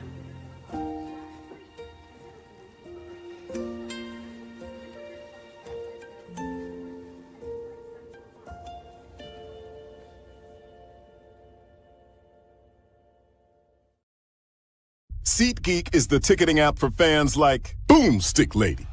No free throw is safe from the roar of her sticks. SeatGeek helps her find a seat in the direct eye line of the shooter so she can sit where her boomsticks make the biggest boom.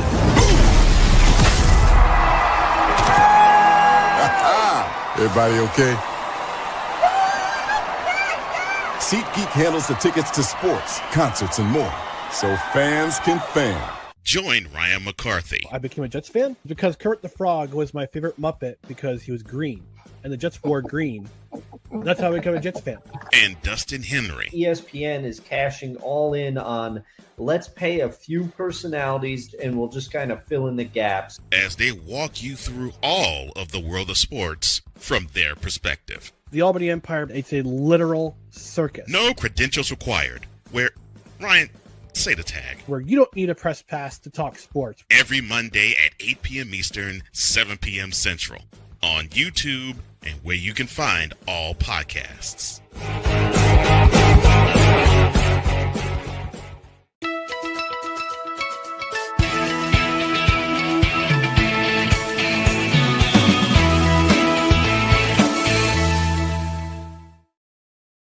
$66-51, UConn with the lead. They've led by as many as 19 in this game. In the game that they played earlier, which UConn won, USC led by as many as 18.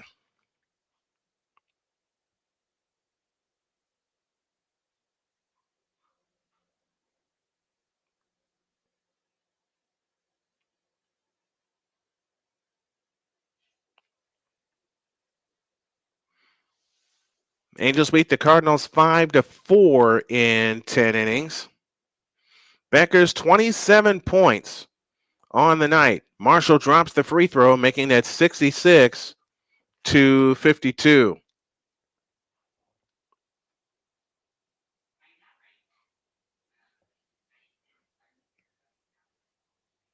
Second free throw, good. 66-53. It's a 13-point UConn lead. And now USC turns on the pressure as Strom brings it up. Up court on the fly as Aubrey Griffin to the hole. Lays it up. No. Rebound, Arifin. Oh, man. They had golden opportunity. Van Oelhoffen dumps it into Marshall. Marshall goes up. Nope. Foul call. She'll shoot two more. And a chance to make it an 11-point game.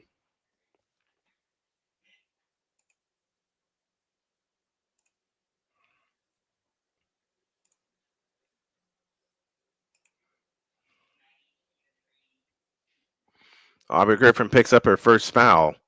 Marshall sitting on 20 points and 14 rebounds. Marshall tries the first one. In and out, and it stayed out. Now the best she can do is cut this lead down to 12. Gino Auriemma shouting instructions for his team. Second free throw, good. It's a 12-point lead 66-54. They have an inflated chin in the backcourt. Now to Sarah Strong, and Strong dribbles it up. Left hand pass to Chin. She breaks the pressure and comes across into the front court. 3 minutes left. Strong directing traffic out front. Strong on the move to the left. Finds Chin. Beckers has it this time left of the circle. 8 to shoot. Beckers works off a couple of screens. Beckers on the drive. Had it stolen. Irifin the steal. Beckers got fouled. No call. And now right back comes USC. Ball underneath to Raya Marshall. They're going to ride her all the way through. Stepping back to Marshall. Right of the lane. Backs in on Strong. Goes up. Scores. It's a 10-point game. Beg your pardon. 66-56.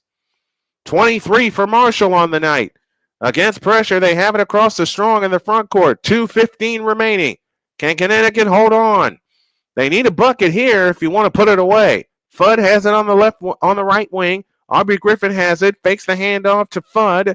Griffin now hands it off to Chen. Here she comes down the lane. Shoots it in and draws the foul. And that just may do it. Avery Howell picks up the foul. Chen with 11 and a chance for 12.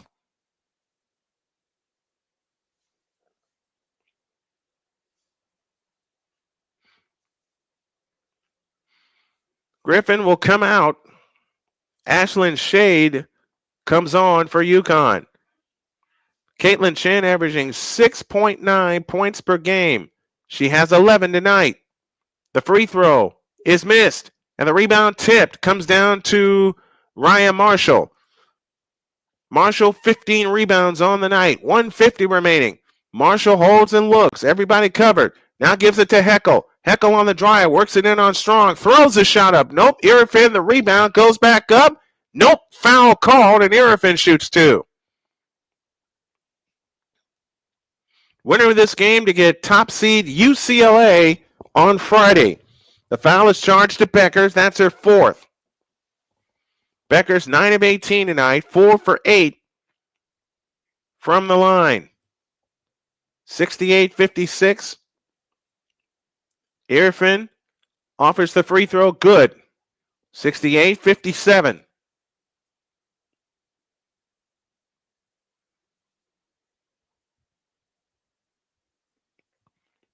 Irifin gets ready. Offers the second one. Got it. 10-point game again.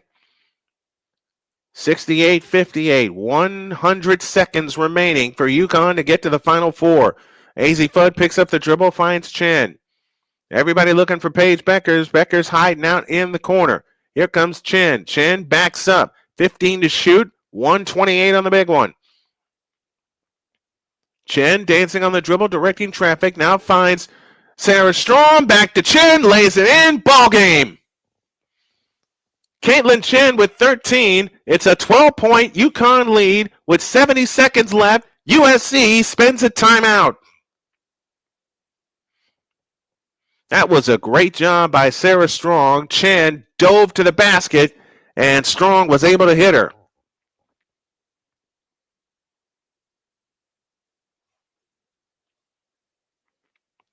(70-58). UConn with the lead. Getting a little bonus coverage here tonight as we take you down the stretch. I tried the system. Okay.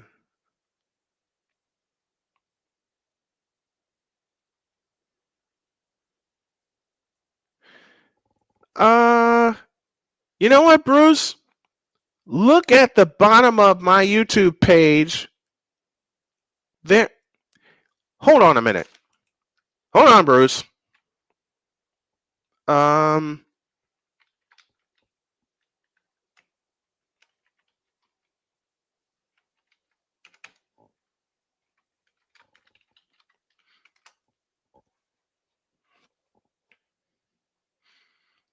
UConn got to the Final Four last year. They lost in the Final Four in 21. They lost the national championship in 22. 23, they lost in the Elite Eight. And last year, they lost in the Final Four to Iowa. Is a 3 on the way. It's good for Avery Howell. 70-61, a minute to go. Beckers has it shy of the timeline, across into the front court. Now finds AZ Fudd in the corner. Back to Beckers. Beckers turns, foul called. And Beckers will shoot a pair.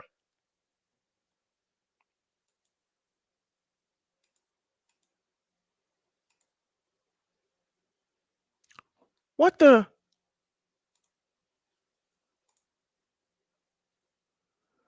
Am I going to have to do this all again? Oh, man. You know what, Bruce? I got a question. Do you have PayPal at your disposal? If so, I have an idea. They're coming to Beckers. Foul called. 49.2 seconds remaining. And that foul will be charged to Malia Samuels.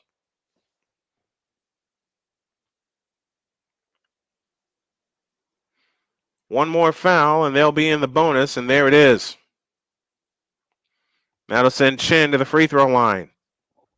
Frank Reich will be the interim head coach at Stanford. It'll be a one-season agreement for 2025. I may have used this some years ago. I'll tell you what. Try this.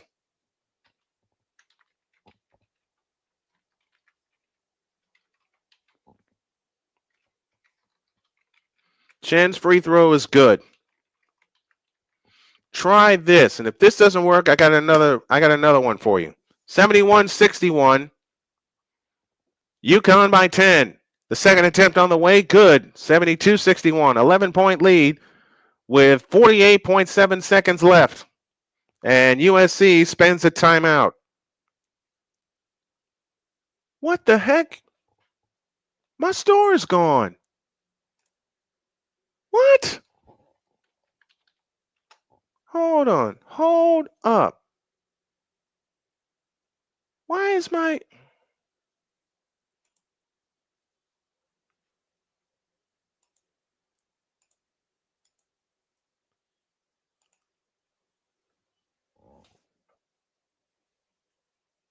Are you kidding me? Now I have to make those products all over again. Ay, ay, ay. Oh, well. I'll just make the store all over again. The first UConn freshman is Sarah Strong with 20 points and a 10-rebound game in an Elite 8 game or later. That's Sarah Strong. That's just how strong she is. 72-61 UConn. 48.7 left. They have it in play. It's tipped out of bounds. It'll...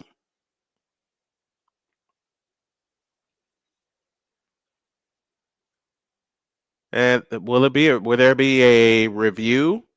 Because UConn seems to think that it's tapped out of bounds off of USC.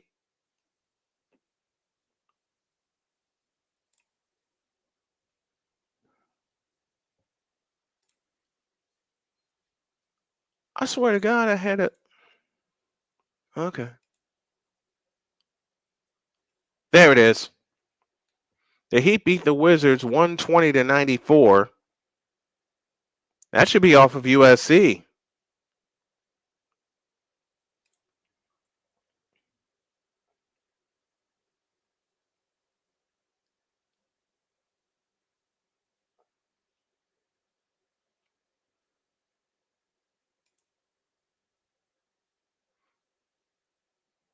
So the officials are taking a look to see who tapped it out of bounds. Here, I'm looking at something here. Hold on, folks.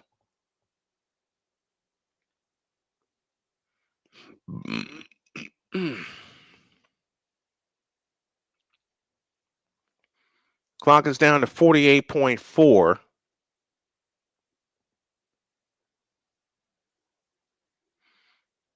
$101 points in the last 3 games by Paige Beckers, the most by a UConn player in a 3-game span in program history. Wow.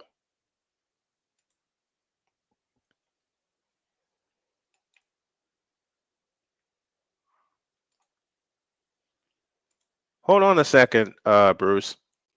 Let me see if this works. Okay. Okay, Bruce, I have an idea for you. Bruce, try this. This is my store right here. And I honestly, folks, I don't have any money right now. So whatever you can donate to help would be great. 72-61, UConn leads by 11. And we're about to hit the 3.5 hour mark of our broadcast. Holy cow. But I wanted to bring both games to you, but I found a way to make it work and also squeeze in Monday Night Baseball. So I want to thank you all for being patient with me. There's a few of you still remaining.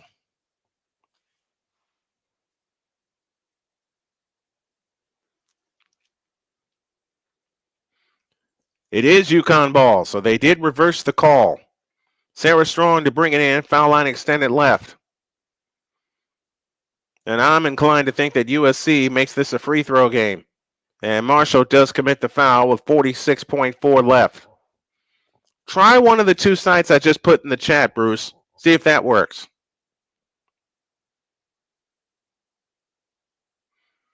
Becker's to the free throw line, sitting on 27 points. 28 with that free throw. The UConn lead is 12 with 46.4 left, and Gino Auriemma ordering his players off the free throw line and into the USC front court. The second attempt on the way is good. And timeout called by UConn. They'll have 2 remaining. USC has 1 remaining. UConn came into tonight 34-3, USC 31-3. And a lot of people I was talking to were thinking it was going to be USC and UCLA for the 4th time. Well, for the 4th time, it's going to be Texas and South Carolina. And we'll have that for you on Friday night. That is going to be a doozy. But the last time they played, which was the SEC Championship, South Carolina drilled Texas. They split their regular season matchups this year, each winning on their home floor.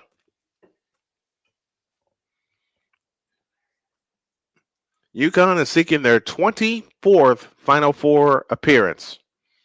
USC was seeking their first Final Four appearance since '86. Rogers and the NHL agreed to a 12-year TV deal. Their current 12-year deal for Canadian rights ends after the 25-26 season, so they extended that.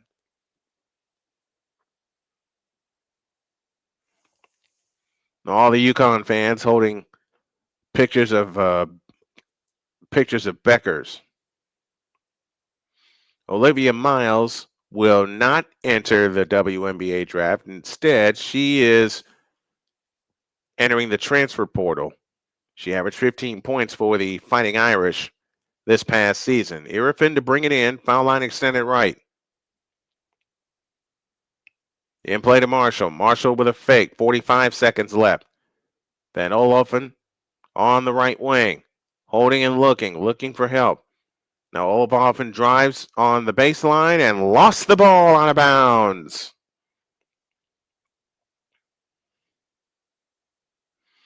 And UConn spends another timeout. They'll have 1 remaining. USC has 1 remaining. USC has possession just in case. In the women's NIT was Troy 97 and North Dakota State 88. That was an overtime.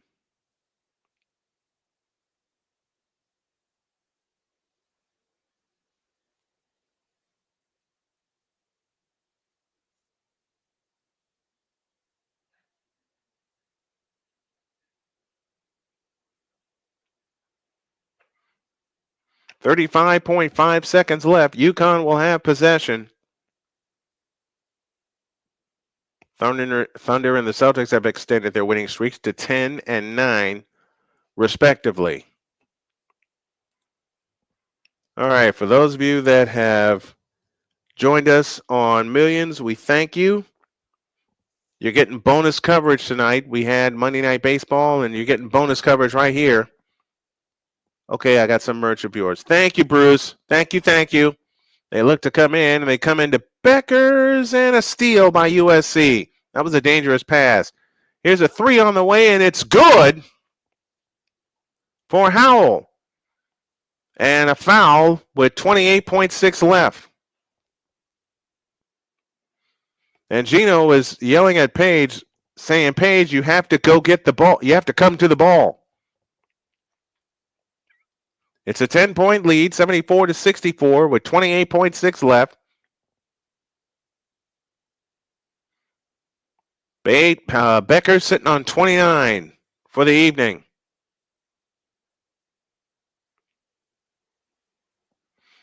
The first one, good. Give her 30. I'm glad to find this channel. This is my kind of broadcasting. Thank you, Bruce. Bruce, do me a favor and spread both channels to all of your friends because I'm trying to build them both so I can make this my living after fighting cancer and defeating it. The second free throw is good. It's a 12-point lead, 76-64, 26 seconds left. Van Oelhoffen trots into the front court outside right. They better score in a hurry. Howell has it deep in the right corner. 19 seconds. Irfin has it back. Back to Howell. Howell rubs off the screen and unleashes a 3. That's a brick, and the rebound comes down to Sarah Strong, and that's going to do it, folks.